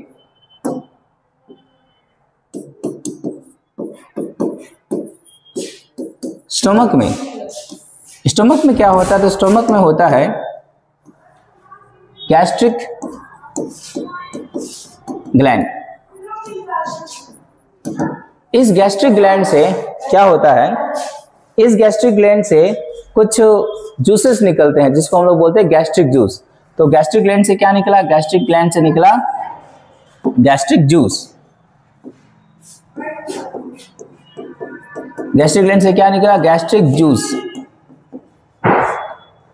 अब देखेंगे क्या गैस्ट्रिक जूस में क्या होता है, गैस्ट्रिक जूस में 3 तरह के सिक्रेशंस होते हैं। हम लोग देखते हैं क्या क्या है वो।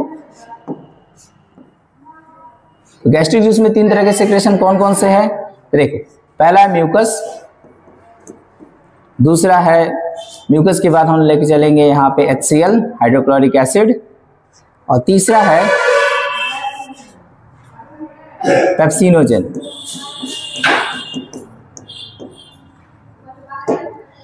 अब हम लोग एक एक करके इनकी बात करने वाले हैं, से म्यूकस क्या होता है, HCl क्या होता है, पेप्सिनोजेन क्या होता है, और ये हमारे स्टमक में क्या रोल निभाते हैं। तो चलिए हम लोग देखते हैं क्या है, एक एक करके गैस्ट्रिक जूस के सारे कंपोनेंट्स को देखते हैं और उनके फंक्शंस को देखते हैं। तो यहाँ पे हम लोगों ने एक काम क्या किया है, हम लोगों ने कुछ चीज़ों को पहले से लिख के रखा है यहाँ पर, ताकि हमारा टाइम बच सके और मेन कॉन्सेप्ट को हम लोग समझ सके। इसको पहले से अच्छे से लिख के रखने का एक और रीज़न ये है ताकि आप नोट्स बना सके, इन्हीं टॉपिक्स को, इन्हीं वीडियोज़ को देख देख के आप नोट्स भी बना सकते हैं। और यकीन मानिए काफ़ी अच्छे नोट्स बनेंगे। यहाँ पे जितने इन्फॉर्मेशन है उससे एक स्टेप आगे ही सारी इन्फॉर्मेशन लिखी गई है, ताकि आपको कभी पीछे फील ना करे किसी और बच्चों से कंपेयर करने पे। तो स्टार्ट करते हैं हम लोग। यहाँ पे देखते क्या है, म्यूकस के बारे में सबसे पहले हम लोग देखते हैं क्या। म्यूकस जो होता है एक स्टमक के वाल के इनर जो लेयर है उसको कवर करने का काम करता है। ऐसा अगर ना करे तो क्या होगा, HCl जो कि एसिड है और पेप्सिन जो कि एक प्रोटीन डाइजेस्टिंग एंजाइम है, वो क्या करेगा, स्टमक के वाल्स में होल कर सकता है, स्टमक के वाल्स को डाइजेस्ट कर सकता है।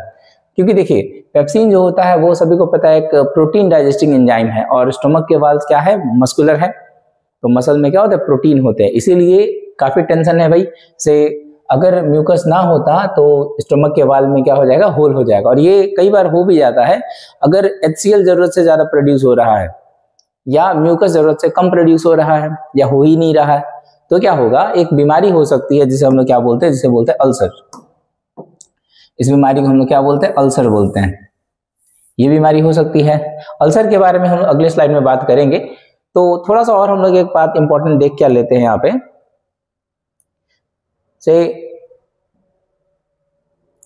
ये जो म्यूकस है ये प्रोड्यूस कहाँ से होता है कोई पूछे तो हम लोग क्या बोलेंगे यहाँ पे गॉबलेट सेल्स है।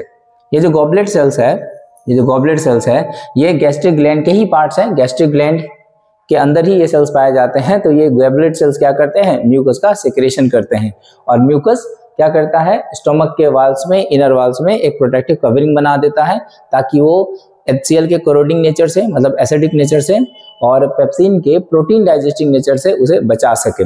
आइए हम लोग देखते हैं थोड़ा अल्सर के बारे में, काफी इंपॉर्टेंट एक टॉपिक है ये अल्सर भी, देखेंगे क्या यहाँ पे हम लोग। तो अल्सर जो होता है मेनली 3 टाइप के होते हैं, पर अल्सर होता है क्या है, तो अल्सर ये होता है, अभी जैसे हम लोगों ने बात किया, अगर स्टोमक, जैसे हम लोग यहाँ एक फिगर बना लेते हैं, अगर ये हमारा स्टोमक है, ये इसोफेगस, फिर ये स्टोमक ऐसे, यहाँ पे एक स्पिंस्टर मसल, यहाँ स्पिंस्टर मसल कुछ यहाँ, ठीक है। यहाँ पे हम लोग क्या देखेंगे, यहाँ पे 2-3 चीजें हम लोग कुछ नाम देते हैं। यहाँ पे ये क्या हमारा, तो ये है इसोफेगस, इसोफेगस, ये हमारा क्या स्टोमक है, और ये क्या है, डियोडेनम है, जो कि स्मॉल इंटेस्टाइन का ही एक पार्ट है, जो कि स्मॉल इंटेस्टाइन का एक पार्ट है।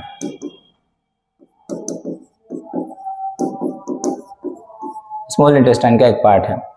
हम लोग क्या देखते हैं, अगर मान लेते हैं म्यूकस ज्यादा प्रोड्यूस नहीं होता है या बिल्कुल नहीं होता, या HCl ज्यादा प्रोड्यूस हो जाता है, तो होगा क्या, ये जो स्टोमक के वाल्स होते हैं इन पे ये जो HCl है ये क्या करेंगे, एक्ट करेंगे, और यहाँ पे ऐसा हो सकता है से इनके वाल्स पे क्या हो सकते हैं, कुछ होल क्रिएट हो सकते हैं।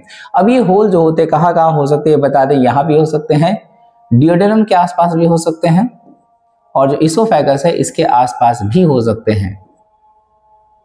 तो एक यहाँ बना लेते हैं हम लोग। तो ये जो होल्स है इसको बताने के लिए हम लोग कुछ अदर कलर ले लेते हैं। तो ये जो होल्स है ये कहाँ कहाँ हो सकते हैं, इन जगहों पे, तीनों जगह पे हो सकते हैं। इसोफेगस पे भी हो सकते हैं, पेट पे भी हो सकते हैं, पेट में, या डियोडेनम के स्टार्ट, मतलब स्मॉल इंटेस्टाइन के स्टार्टिंग पार्ट डियोडेनम में भी ऐसा हो सकता है। इसी हिसाब से साइट के हिसाब से जो अल्सर है इसे हम लोगों ने 3 भागों में बांट रखा है। एक जो है क्या है वो तुम्हारा ये इसोफेगियल अल्सर जो कि इसोफेगस में होगा, दूसरा है गैस्ट्रिक या पेप्टिक या पाइलोरिक अल्सर जो कि पेट में होना है, और डियोडेनम में, यहाँ पे एक मिनट, हाँ, डियोडेनल अल्सर जो होते हैं ये होते हैं डियोडेनम में। अब हम लोग यहाँ देखते क्या है, हम लोग यहाँ नाम भी लिख देते हैं इसके। यहाँ पे ये जो फर्स्ट वाला होगा इसोफेगल अल्सर वो यहाँ पे, जो पेप्टिक अल्सर है वो पेट में, यहाँ पे देखेंगे, और जो डियोडेनल अल्सर है वो कहाँ पे होंगे, तो डियोडेनम में होंगे। तो ये कुछ जगह है जहाँ पे क्या हो सकते हैं, होल्स हो सकते हैं, क्योंकि due to the excess amount of acid और लो अमाउंट ऑफ म्यूकस। अब यहाँ देखेंगे क्या इसके कारण, थोड़ा हम लोग समझते हैं क्या कारण है भाई इसके होने का। तो पहला कारण लाइफस्टाइल।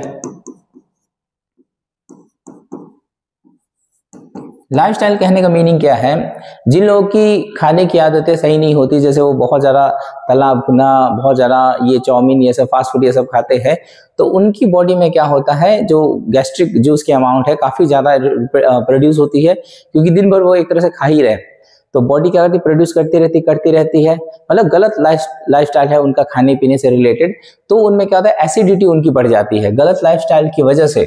ठीक है, यहाँ पे हम लोग लिख लेते हैं रॉन्ग लाइफस्टाइल। ये लाइफस्टाइल जो है वो इस सेंस से है,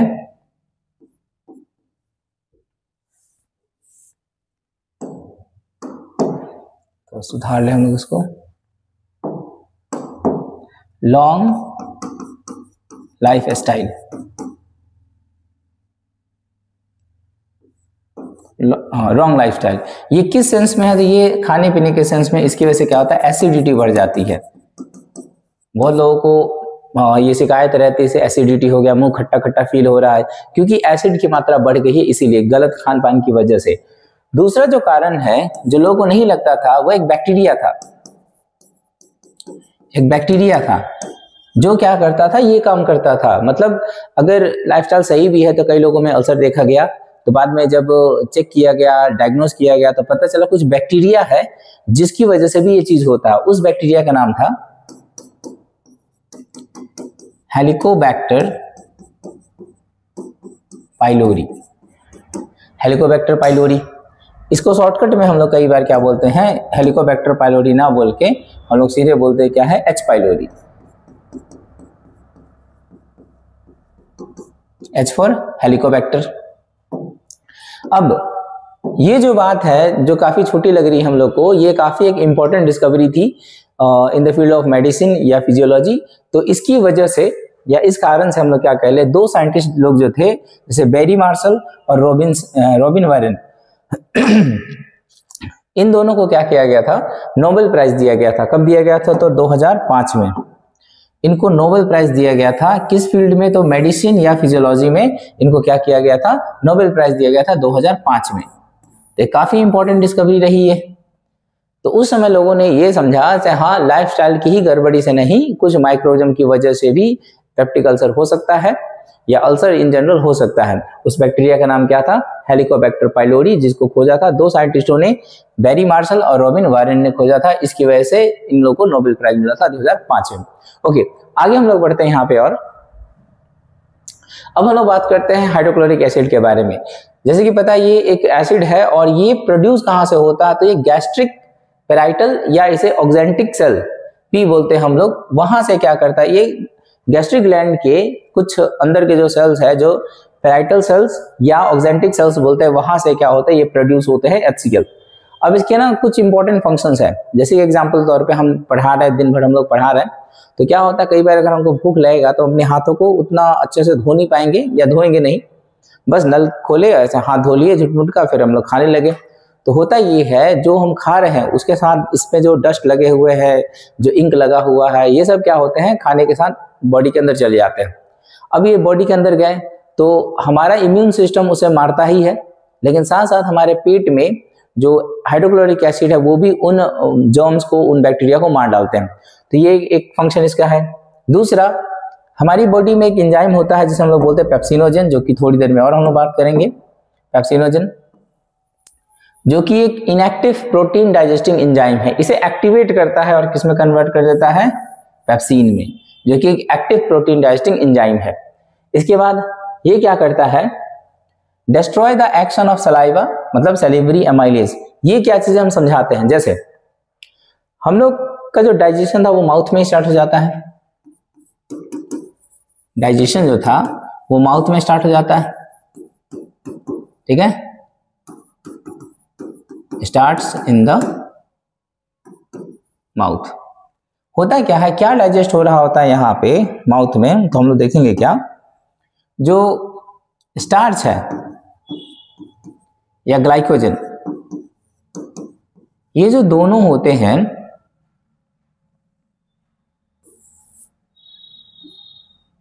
स्टार्च या ग्लाइकोजन की बात हम लोग कर रहे हैं, ये दोनों जो होते हैं सलाइवा के साथ रिएक्ट करते हैं। यहाँ पे सलाइवा इनके साथ मिक्स होता है और इनका क्या होता है, डाइजेशन होने लगता है, ठीक है। और ये किस में कन्वर्ट हो जाते हैं, तो ये स्टार्च और ग्लाइकोजन जो होते हैं किस में कन्वर्ट हो जाते हैं, माल्टोज में कन्वर्ट हो जाते हैं। अब एक समझने की बात क्या है, ये जो माल्टोज में कन्वर्जन है, जैसे मुंह में डाइजेस्ट मतलब सन गया वो चीज, गले से निकल ली हम लोग, पेट तक गया, तो होता है क्या, पेट में जाने के बावजूद भी डाइजेशन हो ही रहा था फूड का। जैसे ही उस फूड के साथ जो बोलस हम लोग बोले हैं जो हमारे पेट में गया, जैसे ही वो क्या करता है, HCl के कांटेक्ट में आता है, तो सैलिवरी एमाइलेज का काम खत्म हो जाता है वहां पे, और सैलिवरी एमाइलेज का एक्शन डिस्ट्रॉय हो जाता है। किसकी वजह से, तो इसकी वजह से, HCl की वजह से। तो ये क्या करता है, destroy the action of saliva, salivary amylase, ठीक है, जब वो पेट में पहुंचता है। और एक इंटरेस्टिंग फैक्ट यहाँ पे क्या है, जब तक ये फैक्ट मतलब जब तक ये चीज होता है तब तक क्या होता है, 30% डाइजेशन हो चुका रहता है। किस चीज का, तो स्टार्च का और ग्लाइकोजन का, डिपेंडिंग हम लोग क्या खाए हैं वो। तो 30% डाइजेशन ऑलरेडी हो चुका रहता है। जब तक HCl पेप्सिनोजेन पे काम करेगा, रोकेगा, तब तक स्टार्च और ग्लाइकोजन का 30% डाइजेशन हो चुका रहता है। ओके, अब हम लोग आगे बढ़ते हैं। एक और इसमें दे रखा है क्या से, ये क्या करता है, मीडियम को एसिडिक बना देता है, पेट के मीडियम को एसिडिक बना देता है। अब हम लोग आते हैं इस टॉपिक पे, ये पेप्सिनोजेन के बारे में। तो पेप्सिनोजेन के बारे में क्या है, ये हम जैसे कि अभी हम लोग ने बात किया, ये क्या है, एक इनएक्टिव प्रोटीन डाइजेस्टिव एंजाइम है। और ये कहाँ से प्रोड्यूस होता है ये भी याद रखना है। तो ये प्रोड्यूस होता है गैस्ट्रिक चीफ सेल से। तो बस पूरा अगर ना भी याद रखना चाहें तो इसको याद रखेंगे, चीफ सेल। तो गैस्ट्रिक ग्लैंड में कुछ चीफ सेल्स होते हैं जहां से क्या होता है, पेप्सिनोजेन सिक्रेट होता है। अब पेप्सिनोजेन जो होता है, अभी हम लोगों ने थोड़ी देर पहले एक देखा भी था यहाँ पे, जैसे कि ये वाला एक्टिवेट पेप्सिनोजेन टू पेप्सिन। तो इसको हम लोग लिख कैसे कर सकते हैं वो देखिए। हम लोग इसे ऐसे लिख सकते हैं, पेप्सिनोजेन जैसे ही HCl के साथ रिएक्ट करता है, ये किस में कन्वर्ट हो जाता है, ये कन्वर्ट हो जाता है पेप्सिन में। हम लोग ऐसे भी लिख सकते हैं यहाँ पे प्लस HCl, या ऐसे हम लोग लिख दे पेप्सिनोजेन जैसे ही HCl के साथ रिएक्ट करता है, किस में कन्वर्ट हो जाता है, पेप्सिन में। और पेप्सिन है क्या, तो पेप्सिन एक एक्टिव प्रोटीन डाइजेस्टिंग एंजाइम है। पेप्सिन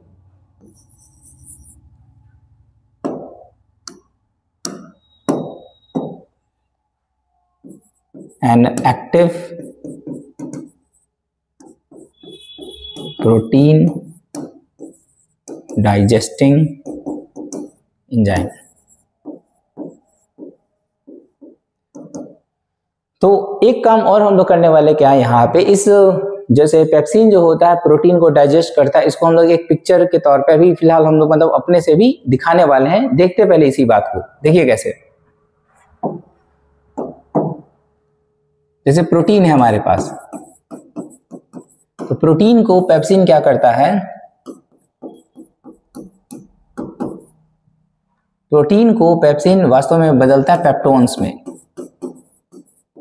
अब यहाँ पे कुछ कॉन्सेप्ट आते हैं, कुछ समझने वाली बात है। ये है क्या, ये कैसे काम होता है, तो देखेंगे क्या। प्रोटीन क्या है, तो प्रोटीन एक पॉलीमर है। ये पॉलीमर मतलब बहुत सारे छोटे छोटे चीजों से मिलकर बना होगा। तो पॉलीमर किस चीज का, ऑफ अमीनो एसिड। तो अमीनो एसिड का ये क्या है, एक पॉलीमर है। पेप्टोन्स क्या है, ये क्या होते हैं, fragments of A protein chain. एक प्रोटीन चेन का क्या होता है, एक टुकड़ा होता है, फ्रेगमेंट होता है। इस चीज को हम लोग ऐसे भी समझ सकते हैं। मान लेते हैं ये क्या है, मेरे पास एक प्रोटीन का चेन हम लोग यहां बना रहे हैं।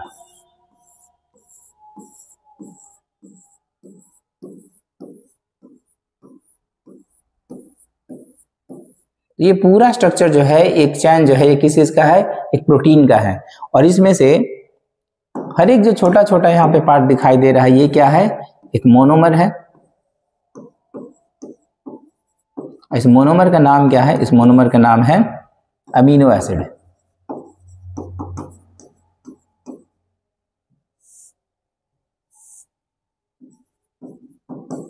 एक बात और हम लोग यहाँ पे क्या करने वाले हैं, ये अमीनो एसिड नाम कैसे पड़ा है, इसको भी हम लोग थोड़ा जान लेते हैं।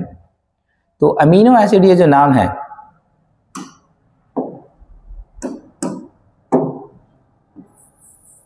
वास्तव में इसलिए पड़ता है क्योंकि ये जो मॉलिक्यूल होता है, इसके अंदर एक ग्रुप होता है जिसे बोलते हैं हम लोग NH2, जिसे हम लोग बोलते हैं अमीन ग्रुप। और ये सब क्या होता है, एक फंक्शनल ग्रुप होता है, जो कि हम लोग क्लास 10th में कार्बन एंड कंपाउंड चैप्टर में पढ़ते हैं। वहां पे हम लोग को समझ में आता है कुछ फंक्शनल ग्रुप्स होते हैं, मतलब कुछ ऐसे ग्रुप ऑफ एटम्स और मॉलिक्यूल्स जो क्या करते हैं, किसी अगर कंपाउंड में जुड़ जाए तो उसके नेचर को बदल देते हैं, एक group of other group of compound की तरह बिहेव करने लगते हैं, जैसे अल्कोहल, कीटोन, अल्डिहाइड, इसकी तरह बिहेव करने लगते हैं। ये क्या है, अमीन ग्रुप। तो यहाँ पे क्या होता है, NH2 होता है, जिसे हम अमीन ग्रुप बोलते हैं इस मॉलिक्यूल के अंदर, इसीलिए इसको हम बोलते हैं अमीनो एसिड। अब ये क्या है, मोनोमर, ऐसे बहुत सारे मोनोमर मिलके क्या बन गए, तो प्रोटीन बन गए।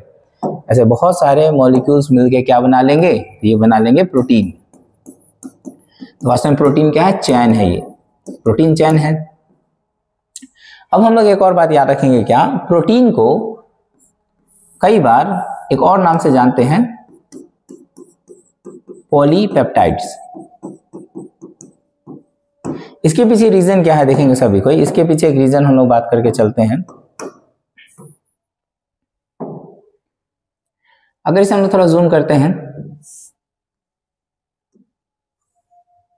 इस बात को समझने के लिए, बस जैसे एक मोनोमर, दूसरा मोनोमर, तीसरा मोनोमर, चौथा मोनोमर, तो इनके बीच में क्या है? एक बॉन्ड तो होगा ही होगा जिससे ये जुड़े होंगे। अब ये जो बॉन्ड है, जो दो मोनोमर्स को आपस में जोड़े हुए हैं, इन बॉन्ड्स को, ये जो बॉन्ड है इसको हम लोग बोलते हैं पेप्टाइड बॉन्ड, पेप्टाइड बॉन्ड। और देखिए यहाँ पे कितने सारे ऐसे बॉन्ड्स हैं, काफी सारे बॉन्ड्स हैं, पेप्टाइड बॉन्ड, ऐसे बहुत सारे पेप्टाइड बॉन्ड्स हैं। इसीलिए हम लोग प्रोटीन को क्या बोलते हैं? इसीलिए हम लोग प्रोटीन को बोलते हैं पॉली, मतलब बहुत सारे, पॉली मतलब बहुत सारे, पेप्टाइड्स मतलब पेप्टाइड बॉन्ड्स। तो इसीलिए प्रोटीन का अदर नेम क्या होता है? पॉलीपेप्टाइड होता है। और एक और बात, अभी तक हम लोगों ने ना इसकी बात नहीं की है, पेप्टोन्स क्या होते हैं। तो इस चीज को हम लोग क्या करते हैं, थोड़ा समझते हैं। जैसे कि हम लोग यहाँ देखेंगे, क्या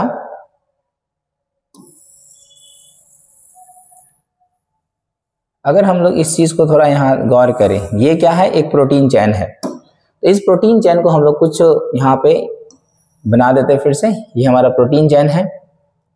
अब हम क्या देखेंगे, इस प्रोटीन चैन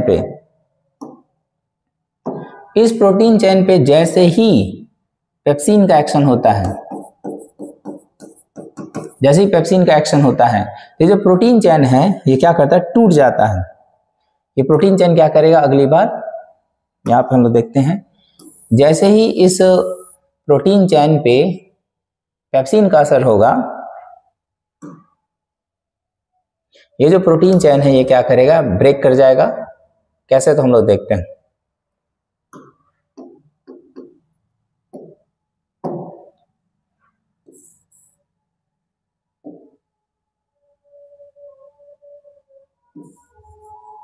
हम लोग क्या देखेंगे, जैसे यहाँ पे पेप्सिन एक्ट किया इस पर, वैसे ही क्या हो गया? ये जो प्रोटीन चैन था अलग अलग छोटे छोटे सेगमेंट्स में टूट गए। अब ये जो सेगमेंट्स है, जाहिर सी बात है ये अभी पूरे मोनोमर में नहीं टूटे, ये सिंगल सिंगल मोनोमर में नहीं टूटे, पर ये क्या टूटे हैं? एक बड़ा सा चैन था, उस चैन के छोटे छोटे टुकड़े हो गए। इन्हीं टुकड़ों को हम लोग क्या बोलते हैं? पेप्टोन्स बोलते हैं। इन्हीं टुकड़ों को हम लोग क्या बोलते हैं? These are peptones. ये एक पेप्टोन है, दूसरा पेप्टोन, ये पेप्टोन्स है। तो आई थिंक सभी को ये आइडिया क्लियर हो गया होगा प्रोटीन का डाइजेशन कैसे होता है और ये पेप्टोन्स क्या होते हैं। बुक में मिलेंगे सभी को, तो अब कंफ्यूज नहीं होंगे तो पेप्टोन्स का मतलब क्या होता है। तो इस तरह हम लोगों ने क्या समझा, प्रोटीन का डाइजेशन पेप्टोन्स में कैसे होते हैं और प्रोटीन क्या होता है, पेप्टोन्स क्या होता है, ये सब। नेक्स्ट हम लोग एक बात करते हैं, यहाँ पे हम लोग अब बात करते हैं स्मॉल इंटेस्टाइन के बारे में। जैसे कि सभी को हम लोग को पता है स्कूलों में, स्मॉल इंटेस्टाइन क्या है? साइट ऑफ कंप्लीट डाइजेशन है। यहाँ पे चीजें पूरी तरह पच जाती है। और यहाँ पे क्या होता है, स्मॉल इंटेस्टाइन में 3 ग्लैंड्स हैं हमारे, जहां से, या ऑर्गन्स कह ले, जहां से सिक्रेशन आते हैं। वो ग्लैंड्स कैसे हैं? लीवर है, पेनक्रियाज है, स्मॉल इंटेस्टाइन के हैं। स्मॉल इंटेस्टाइन के वाल्स हम लोग कह लेते हैं यहाँ पे। तो हम लोग फिलहाल यहाँ पे थोड़ा शॉर्टकट लेके चलेंगे, जो हम लोग को एग्जैक्टली एग्जाम में याद रखना चाहिए, या जो आते हैं एग्जाम में डायरेक्टली क्वेश्चन वो। तो यहाँ पे क्या देखेंगे हम लोग, लीवर से क्या निकलता है? बाइल निकलता है। लीवर से क्या निकलता है? बाइल। ये बाइल क्या करता है?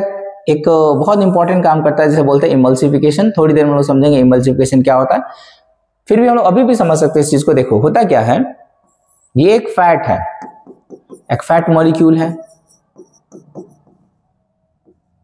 बड़े साइज का फैट मॉलिक्यूल। तो फैट मॉलिक्यूल पे काम जो करता है एंजाइम, वो होता है लाइपेज, जो कि यहाँ पे दिखाई देगा, लाइपेज। लाइपेज क्या करता है? फैट मॉलिक्यूल पे काम करता है। लेकिन अगर फैट मॉलिक्यूल बहुत बड़े साइज का हो तो लाइपेज ना बस उसके साइड साइड में काम करेंगे और बीच के फैट को छोड़ देंगे, नहीं कर पाएंगे। इसके लिए जरूरी है इस फैट को तोड़ दिया जाए, बहुत छोटे छोटे पार्ट्स में बदल दिया जाए। तो ऐसा करने में हेल्प कौन करता है? तो ऐसा करने में हेल्प करता है बाइल।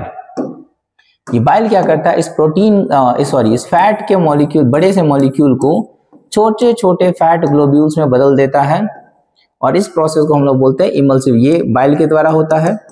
और इस प्रोसेस को हम लोग बोलते हैं इमल्सिफिकेशन। इस प्रोसेस को इमल्सिफिकेशन कहा जाता है। ठीक है, तो ये है बाइल की कहानी, लिवर की कहानी। पेनक्रियास से क्या होता है? पेनक्रियास से पेनक्रियाटिक जूस निकलते हैं। अब ये पेनक्रियाटिक जूस मेनली 3 होते हैं। पेनक्रियाटिक अमाइलेज, हम लोगों ने बात किया था पहले भी, अमाइलेज वर्ड कार्बोहाइड्रेट को पचाने वाला, और कार्बोहाइड्रेट में कौन कौन से? तो स्टार्च और ग्लाइकोजन को किस में कन्वर्ट कर दिया जाएगा? ग्लूकोज में। अदर जो सेकंड जो है वो जो जूस पेनक्रियास से निकलता है वो है पेनक्रियाटिक लाइपेज, जो क्या करेगा? लिपिड पे, देखिए जैसे लाइपेज में LIP और लिपिड में LIP, ये क्या करेगा? फैट को किस में कन्वर्ट कर देगा? फैटी एसिड और ग्लिसरॉल में। ट्रिप्सिन, जैसे कि हम जानते हैं, पेप्सिन हम लोग ने पढ़ा था, पेप्सिन क्या होता है? प्रोटीन को डाइजेस्ट करता है। तो उसी तरह जैसे नहीं भाई बहन लग रहे हैं, पेप्सिन ट्रिप्सिन, तो ट्रिप्सिन भी क्या करता है? प्रोटीन को ही डाइजेस्ट करता है, और पेप्टोन्स में और अमीनो एसिड में, जो कि हम लोग ने अभी देखा पेप्टोन्स क्या होते हैं, अमीनो एसिड क्या होते हैं। नेक्स्ट हम लोग बात करने वाले हैं यहाँ पे एक और चीज, इंटेस्टाइनल वॉल से निकलते हैं इंटेस्टाइनल जूस। इंटेस्टाइनल जूस क्या होता है? ये भी एक कंप्लीट डाइजेस्टिंग जूस होता है। अब कंप्लीट डाइजेस्टिव जूस किसे कहते हैं अगर कोई पूछे, तो ये कहेंगे हम लोग कंप्लीट डाइजेस्टिव जूस उसे बोलते हैं जो फूड के मेजर कंपोनेंट को डाइजेस्ट कर सकते हैं, जैसे कि कार्बोहाइड्रेट, प्रोटीन और फैट को जो डाइजेस्ट कर सकते हैं, उन कंपोनेंट्स को हम लोग बोलते हैं कंप्लीट डाइजेस्टिंग जूस। अब ये तीनों को ही करने चाहिए। स्टोमक में जो गैस्ट्रिक जूस होता है वो ज्यादातर प्रोटीन को, कुछ हद तक कार्बोहाइड्रेट को डाइजेस्ट कर पाता है, इसीलिए हम उसे इनकम्प्लीट डाइजेस्टिव जूस बोलते हैं। नेक्स्ट हम लोग बात करते हैं यहाँ पे जो इंटेस्टाइनल वाल्स है इनकी। तो इंटेस्टाइनल वाल्स जो क्या करते हैं? इंटेस्टाइनल जूस निकालते हैं, जिसके अंदर अगेन बहुत सारे एंजाइम्स होते हैं, जैसे कि लैक्टेज, माल्टेज, सुक्रेज। तो हम लोग उतना नहीं बात करने वाले, हम लोग सिर्फ मेन कंपोनेंट की बात करने वाले से किस में किसको कन्वर्ट करता है। तो कार्बोहाइड्रेट को ग्लूकोज में, प्रोटीन को अमीनो एसिड में, फैट को फैटी एसिड और ग्लिसरॉल में। अब हम लोग बात करते हैं थोड़ा सा इनको डिटेल में थोड़ा थोड़ा करके बात करते हैं। जैसे कि यहाँ पे हम लोग बात करने वाले हैं बाइल के बारे में। बाइल क्या होता है? तो बाइल प्रोड्यूस होता है कहाँ से? लीवर से, और स्टोर थोड़ी देर के लिए कहाँ पर होता है? तो गॉल ब्लैडर में। जब तक हम फैटी कोई चीज खाए ना, तब तक वो गॉल ब्लैडर में ही स्टोर रहता है। जैसे कि यहाँ देखेंगे ये लीवर है, लीवर में क्या होता है? एक जगह होता है जो ये है गॉल ब्लैडर, जो लीवर के नीचे है। यहाँ से क्या होता है? एक डक्ट है, ये क्या होता है? बहुत सारे यहाँ से क्या होता है? ट्यूब लाइक स्ट्रक्चर निकलते हैं जो कलेक्ट करते हैं लीवर से, लीवर के हेप्टिक सेल से क्या करते हैं? बाइल को कलेक्ट करते हैं और स्टोर कहाँ पे कर लेते हैं? गॉल ब्लैडर में। अब यहाँ पे हम लोगों ने एक चीज लिखा हुआ है स्टोन। ये स्टोन इसलिए लिखा है क्योंकि कई लोगों को क्या होती है? स्टोन की प्रॉब्लम होती है, जो गॉल स्टोन कहते हैं इसे। तो स्टोन 2 तरह के होते हैं हमारी बॉडी में, एक किडनी स्टोन होता है और एक गॉल स्टोन होते हैं। तो किडनी स्टोन तो ठीक भी है, गॉल स्टोन काफी ज्यादा प्रॉब्लमेटिक होते हैं, क्योंकि अगर किसी को गॉल स्टोन हुआ है तो एक ही उपाय है सर्जरी। सर्जरी से हम क्या कर सकते हैं? गॉल स्टोन को हटा सकते हैं। लेकिन इसके लिए कई बार क्या होता है? गॉल ब्लैडर को ही हटा देना पड़ता है। और अगले तरह का एक और स्टोन होता है जैसे किडनी स्टोन, जो कि हमको भी हुआ था। और तो उसमें होता है क्या है? किडनी के जो एक एरिया होता है किडनी में जहां पे यूरेटर कनेक्ट होता है, वहीं पे क्या होता है? स्टोन फॉर्मेशन होता है। वो स्टोन होते हैं कैल्शियम ऑक्सलेट होते हैं, और ये स्टोन जब बनते हैं, जब यूरिनरी ट्रैक में आगे बढ़ते तो काफी पेन होता है। और जिन लोगों को भी किडनी स्टोन हुआ होगा वो लोग समझ सकते हैं कितना ज्यादा पेनफुल होता है ये। तो चलिए आगे बढ़ते हैं हम लोग। यहाँ पे एक चीज जो यहाँ समझना है क्या है, वो है जैसे हम लोगों ने क्या लिखा बाइल के बारे में, एक बार लिखा परफॉर्म्स इमल्सिफिकेशन। कैसे? इसके साल्ट्स के द्वारा। तो बाइल में क्या होता है? इसलिए हम लोग कई बार ना बाइल को बाइल जूस भी कहते हैं, सीधे बाइल भी कहते हैं और बाइल साल्ट भी कहते हैं। इसके अंदर क्या होता है? कुछ साल्ट होते हैं। ये साल्ट क्या है? सोडियम ग्लूकोकोलेट, सॉरी सोडियम ग्लाइकोकोलेट और सोडियम टोरोकोलेट। ये 2 जो साल्ट होते हैं वो क्या करते हैं? इमल्सिफिकेशन परफॉर्म कराते हैं। किसमें? फैट्स का इमल्सिफिकेशन कराते हैं ये। तो इमल्सिफिकेशन हम लोगों ने देखा ही था। इमल्सिफिकेशन का मीनिंग क्या है? बड़े बड़े फैट मॉलिक्यूल्स को क्या करना? छोटे छोटे फैट ग्लोब्यूल्स में तोड़ देना, ताकि उस पर लाइपेज बढ़िया से काम कर सके और उसे डाइजेस्ट कर सके। तो अब हम लोग आगे बढ़ते थोड़ा पेनक्रियास के बारे में जरा देख लेते हैं। यहाँ पे क्या है? तो पेनक्रियास क्या है? एक येलोइश ऑर्गन है या ग्लैंड कह लें हम लोग, जो कि स्टोमक के पैरेलल गुजरता है, और एक हेट्रोक्राइन ग्लैंड है। ये हेट्रोक्राइन ग्लैंड का मतलब होता है जो एक्सोक्राइन और एंडोक्राइन दोनों की तरह काम करते हैं। एक्सोक्राइन इसलिए क्योंकि ये क्या करते हैं? जूस का सेक्रेशन करता है, पेनक्रियाटिक जूस, जो कि हम लोगों ने देखा था अभी वो कैसे कैसे काम करता है। तो एक्सोक्राइन वाले पार्ट से क्या निकलता है? Pancreatic juice. और एक्सोक्राइन कहने का एक और रीजन क्या है इसको? ये होता है डक्टलिस, सॉरी ये होता है डक्टेड। डक्टेड, ये डक्ट ऐसा समझेंगे, यहां से इसके डक्ट निकलते हैं ऐसे, शायद दिख नहीं रहा हो ज्यादा, पर यहाँ समझेंगे। यहाँ से इसके डक्ट निकलते जो यहाँ से कलेक्ट करते हैं सारे पेनक्रेटिक जूस को और यहाँ पे डाल देते हैं। कॉमन डक्ट होता है किसका, तो बाइल का और इसका पेनक्रियास का कॉमन डक्ट होता है जो कि डिओडेनम में आके खुलता है। और ये क्या है, ये पार्ट है duodenum. This is the duodenum section, ये डिओडेनम है। अब देखेंगे क्या यहाँ पे, ये डक्टेड होता है इसीलिए इसे एक्सोक्राइन, और ये एंडोक्राइन क्योंकि ये डक्टलेस होता है। डक्टलेस होने की वजह से क्या बोलते हैं हम लोग, एंडोक्राइन बोलते हैं। तो एंडोक्राइन होने का एक और रीजन क्या है, यहाँ पे ये क्या करते हैं, हार्मोन का सिक्रेशन करते हैं। दो तरह के हार्मोन, पहला है इंसुलिन, दूसरा है ग्लूकागॉन। इंसुलिन क्या करता है, हमारे ब्लड शुगर लेवल को कंट्रोल करता है ताकि हमें डायबिटीज ना हो जाए। और दूसरा है ग्लूकागॉन। ग्लूकागॉन क्या करता है, हमारी बॉडी में जब हम फास्टेड स्टेट में रहते हैं, जब हम फास्टिंग में रहते हैं, तो हमारी बॉडी को जो एनर्जी चाहिए होता है वो स्टोर्ड एनर्जी से निकालता है। तो ग्लूकागॉन क्या करता है, स्टोर्ड एनर्जी से एनर्जी को निकालेगा और प्रोवाइड करेगा। तो जिन लोगों को भी इन दोनों के बारे में थोड़ा और हम लोग बात क्या करते हैं, क्यों हम लोग बोलते हैं ब्लड शुगर लेवल को कंट्रोल करना जरूरी है, इसका ना एक एग्जांपल बताते हैं, देखेंगे सभी कोई। तो इंसुलिन का इंपॉर्टेंस बताते हैं। इंसुलिन, जैसे कि अगर मान लीजिए हमारा सेल है और जब हम खाते पीते तो अगर हमारी बॉडी में बहुत सारा क्या आ जाए, ग्लूकोज के पार्टिकल्स आ जाए, बहुत सारा ग्लूकोज पार्टिकल्स आ जाए हमारे सेल के अंदर, तो क्या होगा, इसको पूरा करने के लिए अगल बगल जो हमारे सेल के वाटर होगा वो क्या करेगा, रश करेगा।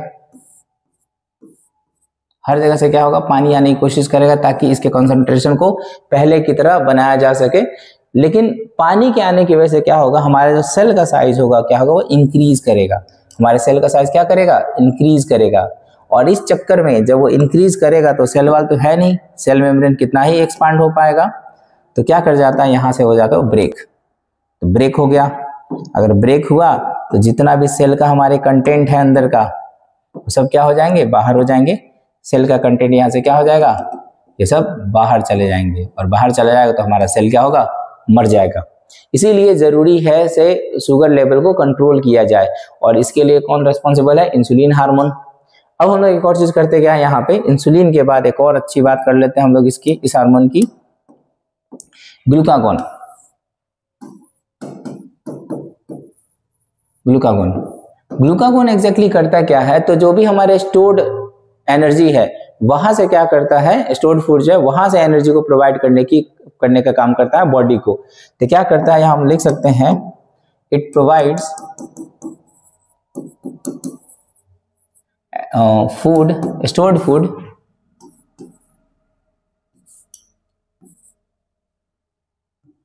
ऐसे बोल सकते हैं, इट प्रोवाइड्स एनर्जी फ्रॉम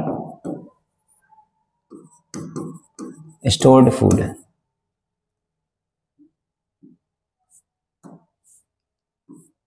तो स्टोर्ड फूड जो है वहां से क्या करता है, एनर्जी प्रोवाइड करने का काम करता है। मतलब वो स्टोर्ड फूड को क्या करेगा, माइटोकॉन्ड्रिया को देगा, वहां से एनर्जी प्रोड्यूस होगा। अब इस बात को समझो, इस बात को हम यूज कर सकते हैं कैसे, उन लोगों के लिए जो अपने आप को थोड़ा फिट करना चाहते हैं, जो मोटे हैं पर थोड़े पतले होना चाहते हैं। होता क्या है, ग्लूकागॉन क्या करता है, हमारे स्टोर्ड फैट में से, स्टोर्ड फूड में से क्या करेगा, एनर्जी को निकालेगा और बॉडी को प्रोवाइड करेगा। लेकिन यहाँ पे कंडीशन क्या है, बहुत लोग क्या समझते हैं, अगर हम बहुत तेज दौड़ेंगे, खूब दौड़ते दौड़ते हाफ जाएंगे, पसीना गिरते रहे, तो मेरा फैट कम होगा। हाँ, फैट कम होगा वैसे भी, लेकिन मोर इफेक्टिव क्या होता है, हम दो दोस्त दौड़ रहे हैं मान लेते हैं, और एक दूसरे से बात करते करते दौड़ रहे हैं बिना हाफे, ये सबसे सही तरीका होता है ग्लूकागॉन को एक्टिवेट करने का और ग्लूकागॉन से काम लेने का। कैसे, जब हम एरोबिक रेस्पिरेशन करते हैं तो ग्लूकागॉन क्या करता है, तब जाके फैट को यूज करता है as a source of energy. लेकिन अगर हम एनारोबिक रेस्पिरेशन करेंगे, मतलब इतना तेज दौड़ेंगे से हांफने लगे, बॉडी को ऑक्सीजन मिल ही नहीं रहा अच्छे से, तो क्या होगा, जो हमारे मसल्स में और जो हमारे लीवर में एनर्जी स्टोर है वो यूज होगा, फैट वाला बहुत कम यूज होगा। इसीलिए ये जरूरी है, हम लोग जब दौड़ते हैं तो कन्वर्सेशनल पेस में दौड़े, ताकि हम अपने दोस्तों से बात करते रहे और हमें बॉडी में फैट भी बर्न करते रहे। तो फैट बर्न करने का सबसे बढ़िया तरीका क्या है, ग्लूकागॉन का इस्तेमाल सीखना। तो कैसे दौड़ेंगे, तो हल्के हल्के दौड़ेंगे, बहुत देर तक दौड़ेंगे और हाँपेंगे नहीं। जहां भी हम लोग को लगेगा हम हाँप रहे तो थोड़ा स्लो कर लेंगे, लेकिन दौड़ते रहेंगे। ऐसा करने से यकीन मानिए जो भी लोग थोड़े मोटे हैं वो काफी फिट हो जाएंगे, काफी जल्दी हो जाएंगे। बायोलॉजिकली ऐसा कर सकते हैं हम लोग।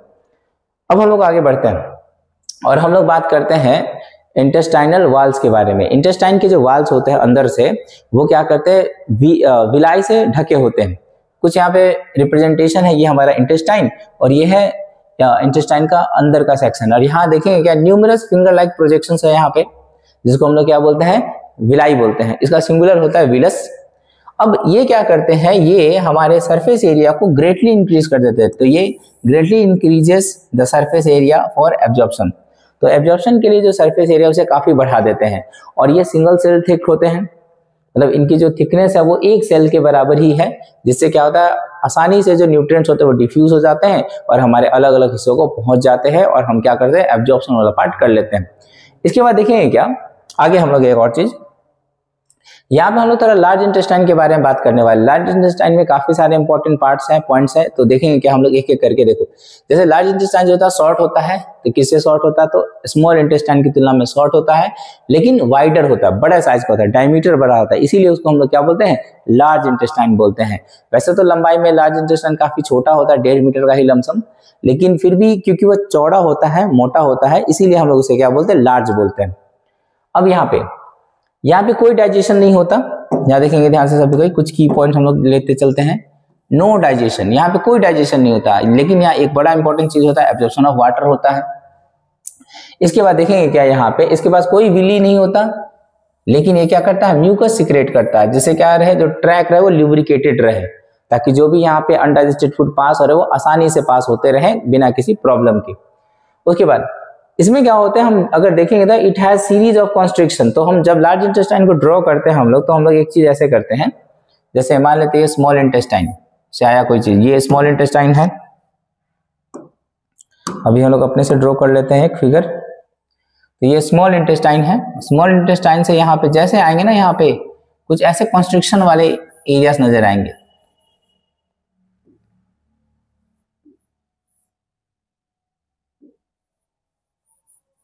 बहुत सारे यहाँ पे कॉन्स्ट्रिक्शंस दिखाई देता है। यहीं पे एक और रीजन, ये जगह होगा, ये क्या है, तो ये है लार्ज इंटेस्टाइन का एक डायग्राम।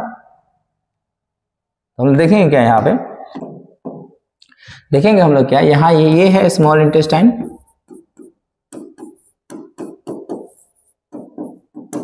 और ये जो रीजन है ये लार्ज इंटेस्टाइन का सबसे पहला रीजन है। इस रीजन को हम लोग बोलते हैं सिकम। यही जो रीजन है इसी को हम लोग क्या बोलते हैं, सिकम। इसको हम लोग क्या बोलते हैं, सिकम, इसे सिकम बोलते हैं। इसके बाद ये जो रीजन है, ये रीजन जो है ये कहलाता है कॉलन। ये जो रीजन है ये कहलाता कॉलन, ये रहा कॉलन। अब देखेंगे हम लोगों ने जो बोला था कॉन्स्ट्रिक्शन, बहुत सारे यहाँ कॉन्स्ट्रिक्शन दिखाई दे रहे हैं। यहाँ पे क्या होता है, यहाँ पे एक और रीजन हम लोग बना सकते हैं, ये क्या होता है, एक वर्टिकल कॉलम लाइक स्ट्रक्चर होता है यहाँ पे। ये जो जगह होता है वर्टिकल होता है वैसे थोड़ा, इसे इस रीजन को हम लोग बोलते हैं रेक्टम। ये जो रीजन है इसे हम लोग बोलते हैं रेक्टम।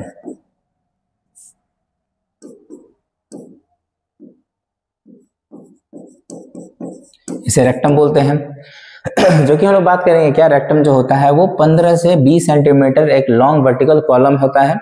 और यहाँ पे क्या होता है, हमारे जितने भी वेस्ट होते हैं बॉडी के अनडाइजेस्टेड पार्ट्स, जिसे लोग फीसिस बोलते हैं, जिसे हम लोग हिंदी में मल बोलते हैं। जैसे मलमूत्र का त्याग, तो वही मल।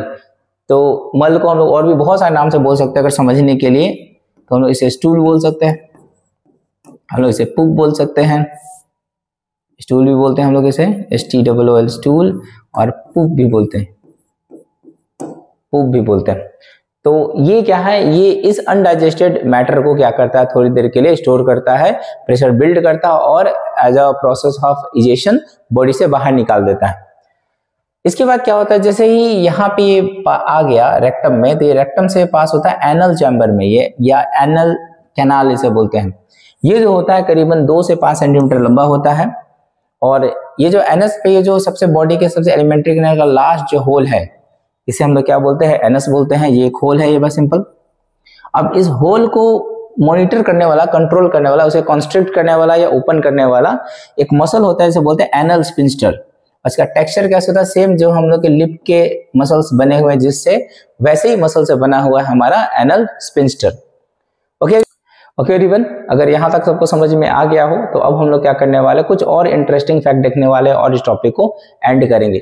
थोड़ा सा लंबा वीडियो होने का कारण ये है कि काफी सारे फैक्ट जो थे इसमें थे, तो हम लोग किसी पॉइंट को छोड़ना नहीं चाहते थे, काफी डिस्कस करना चाहते थे, इसीलिए वीडियो थोड़ा लंबा हो चुका है। लेकिन कोई बात नहीं, हम लोग अब खत्म करने वाला है इसे। अब हम लोग एक बात देखेंगे, लास्ट एक टॉपिक जिसे हम लोग बोलते हैं डेंटल कैरीज या टूथ डिके बोलते हैं हम लोग। डेंटल कैरीज हम लोग अपनी भाषा में नहीं बोलते, यहाँ पे दांत सड़ गया है किसी का, दांत में खोड़ीला हो गया है, दांत में होल हो गया है, दांत में कीड़े लग गए, वो यही चीज है। तो सबसे पहले हम लोग अपने दांतों की बनावट को देखते हैं। तो देखें क्या हमारे दांत 3 लेयर से बने होते हैं। ये तीनों लेयर्स हम लोग थोड़ा सा यहाँ समझ लेते हैं, 3 लेयर कौन से हैं। सबसे ऊपर वाला लेयर जो होता है वो इनामेल होता है, हम लोग मार्क करते चलते पहला लेयर। दूसरा जो लेयर होता है इनामेल के जस्ट नीचे हल्का येलोइश वाला पार्ट, ये होता है डेंटाइन। और सबसे अंदर का जो रीजन होता है इसे हम लोग बोलते हैं पल्प, जो कि शायद यहाँ नहीं दे रखा है या नर्व नाम से दे रखा, पर ये जो सबसे अंदर वाला रीजन है, ये कौन सा रीजन है, इसे हम लोग बोलते हैं पल्प। ये हमारा तीसरा लेयर है, दांतों का तीसरा लेयर है ये। अब हम लोग यहाँ समझेंगे क्या इसमें होता क्या, डेंटल कैरीज कैसे होता है या क्या होता है। तो देखेंगे कैसे होता है, इसकी बात हम लोग करते हैं। तो softening of enamel and dentine, किसी कारण से अगर हमारा डेंटाइन, ये इनामेल और डेंटाइन क्या हो रहा है, गल रहा है, क्षय हो रहा है, तो इस प्रोसेस को हम लोग बोलते हैं डेंटल कैरीज, या इस जो होल ये बन जाएगा इसी को हम लोग कैविटी या डेंटल कैरीज बोलते हैं। अब ये होता कैसे है देखो। और एक और चीज यहाँ पे, दांत दर्द कैसे होता है, तो देखेंगे क्या टूथ एक जो हम लोग बोलते हैं दांत दर्द, ये कैसे होता है। जैसे ये सड़न जो होता है हमारे इस लेयर तक, जैसे कि मान लेते हैं यहाँ से इस लेयर तक अगर पहुंच जाए, जस्ट नजदीक है इसके, तो भी क्या होता है यहाँ पे दांत दर्द होता है, और यहाँ पहुंच जाए तो भयंकर दर्द होता ही होता है। क्योंकि यहाँ क्या होता है, जो पल्प वाला रीजन होता है यहाँ पे बहुत सारे नर्व एंडिंग्स होते हैं, तो काफी ये सेंसिटिव रीजन होता है। तो जैसे अगर इसके थोड़ा भी नजदीक भी अगर कुछ ठंडा गर्म हम लोग खाते हैं या कुछ बहुत जोर यहाँ पे पड़ जाता है, तो ये क्या करता है, यहाँ पे सेंस हो जाता है नर्व्स के द्वारा और काफी पेन होता है, जिसे हम लोग बोलते हैं टूथ एक। जिन लोगों को भी दांत दर्द हुआ वो लोग समझ सकते हैं कितना भयंकर दर्द होता है। इन जनरली जो फेशियल रीजन होता है, यहाँ पे कुछ भी दर्द हो, जैसे कि आंख दर्द हो रहा हो, कान दर्द हो रहा हो, दांत दर्द हो रहा हो, ये काफी पेनफुल होते हैं क्योंकि हमारे ब्रेन के काफी नजदीक होते हैं और क्रेनियल नर्व्स काफी सेंसिटिव होते हैं, इसलिए ऐसा होता है। अब हम लोग इसके कॉज को थोड़ा समझते हैं। कॉज क्या है, बैक्टीरिया का ग्रो होना, ठीक है। किस पे जो खाना है वो, जैसे मान लेते हैं हम लोग कुछ खाना खाए और वो खाना जो है हम अच्छे से दांत को धोए नहीं और रात भर सो गए ऐसे ही, तो दांतों में सड़ेगा, वो डिकम्पोज होगा और उस पर क्या करेगा, बैक्टीरिया ग्रो करने लगेगा। जब बैक्टीरिया ग्रो करेगा तो बैक्टीरिया फूड पार्टिकल पे ग्रो कर रहे हैं, वो क्या करेंगे, तो एक चीज बना लेंगे जिसे हम लोग बोलते हैं प्लाक। वो क्या बना लेंगे, प्लाक बना लेंगे। ये प्लाक क्या होता है, तो एक हल्का सा येलोइश स्टिकी लेयर होता है हमारे दांतों पे। जैसे कि अगर हम बिना ब्रश करके रात को अगर सुबह जगते हैं तो दांतों पे अगर उंगली फेरेंगे तो काफी चिपचिपा महसूस होगा, स्लाइमी महसूस होगा वो। और अगर आईने में देखें हम लोग तो थोड़ा थोड़ा पीलापन उसमें होता है। वो इसलिए होता है क्योंकि उसमें वो बैक्टीरिया के कॉलोनी ग्रो कर जाते हैं। वो कौन से बैक्टीरिया होते हैं, तो हम लोग अभी यहाँ बात करेंगे। वो बैक्टीरिया होते हैं स्ट्रेप्टोकोकस म्यूटान्स। ये वो बैक्टीरिया है जिसके लेयर बनते हैं, ऊपर कॉलोनी बनता है, उस कॉलोनी को हम लोग बोलते हैं प्लाक, डेंटल प्लाक या सीधे प्लाक बोलते हैं। अब इसकी वजह से क्या होता है, वो एसिड का फॉर्मेशन हो जाता है। डेंटल प्लाक क्या करते हैं, एसिड का फॉर्मेशन कर लेते हैं। जो बैक्टीरिया है ये क्या करेंगे, ये जो बैक्टीरिया की कॉलोनी है जिसे हम लोग प्लाक बोल रहे हैं, जैसे ही क्या करते हैं, यहाँ पे देखेंगे क्या, जैसे ही देखो सबसे पहले क्या हुआ,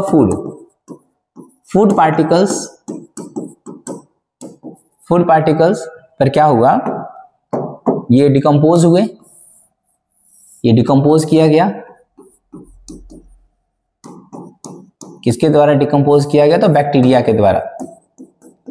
और क्या बना दिया गया, एक येलोइश चिपचिपा सा प्लाक बना दिया गया, प्लाक।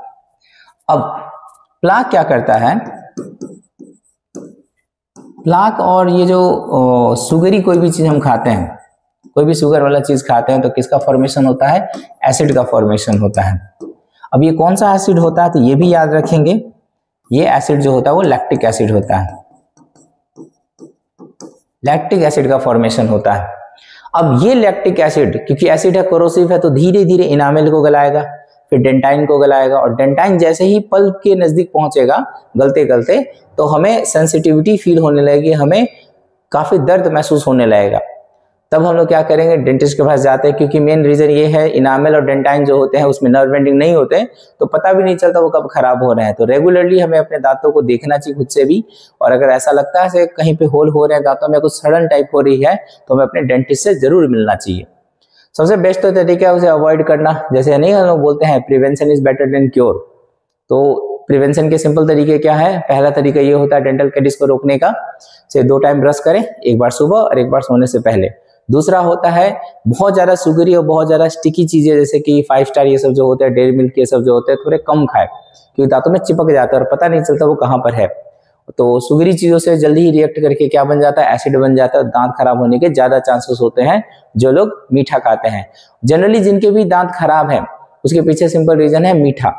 अगर हम लोग एनिमल किंगडम में दूसरे जानवरों को देखते हैं, ह्यूमंस को छोड़ के, तो उनके ना जैसे कुत्ते हो गए, शेर हो गए, बाघ हो गए, उनके दांत कभी भी कैविटी वाले नहीं होते। कारण ये होता है वो शुगर वाली चीजें खाते ही नहीं है, वो नॉर्मल फ्लैश खा रहे हैं। या बंदर ये सब अगर फल भी खा रहे हैं तो वो नेचुरल शुगर है, आर्टिफिशियल शुगर हम लोग जो खाते हैं वैसे नहीं है। तो बंदरों के दांतों में भी कोई कैविटी नहीं देखी जाती, क्योंकि वो जनरली शुगरी चीजें नहीं खाते। हम लोग खाते इसलिए हम लोग के दांतों में हो जाता है। तो कारण आज सबको समझ में आया होगा। फूड पार्टिकल जो हमारे दांतों में फंस गया है वो डिकम्पोज हुआ, बैक्टीरिया की कॉलोनी ग्रो की, और वो कहलाई प्लाक, जो कि येलो चिपचिपा लेयर होता है हमारे दांतों के ऊपर। जब ये प्लाक शुगर से रिएक्ट करता है तो एसिड बनता है। देखो, अगर हम अपनी सलाइवा की बात करें तो हमारा सलाइवा जो होता है वो न्यूट्रलाइज कर सकता है इस चीज को, लेकिन प्लाक के बनने की वजह से जो एसिड बन रहा है अंदर में, उस तक हमारा सलाइवा पहुंच ही नहीं पा रहा। इस वजह से क्या होता है, एसिड अपना काम करना स्टार्ट कर देता है और दांतों को सड़ा देता है।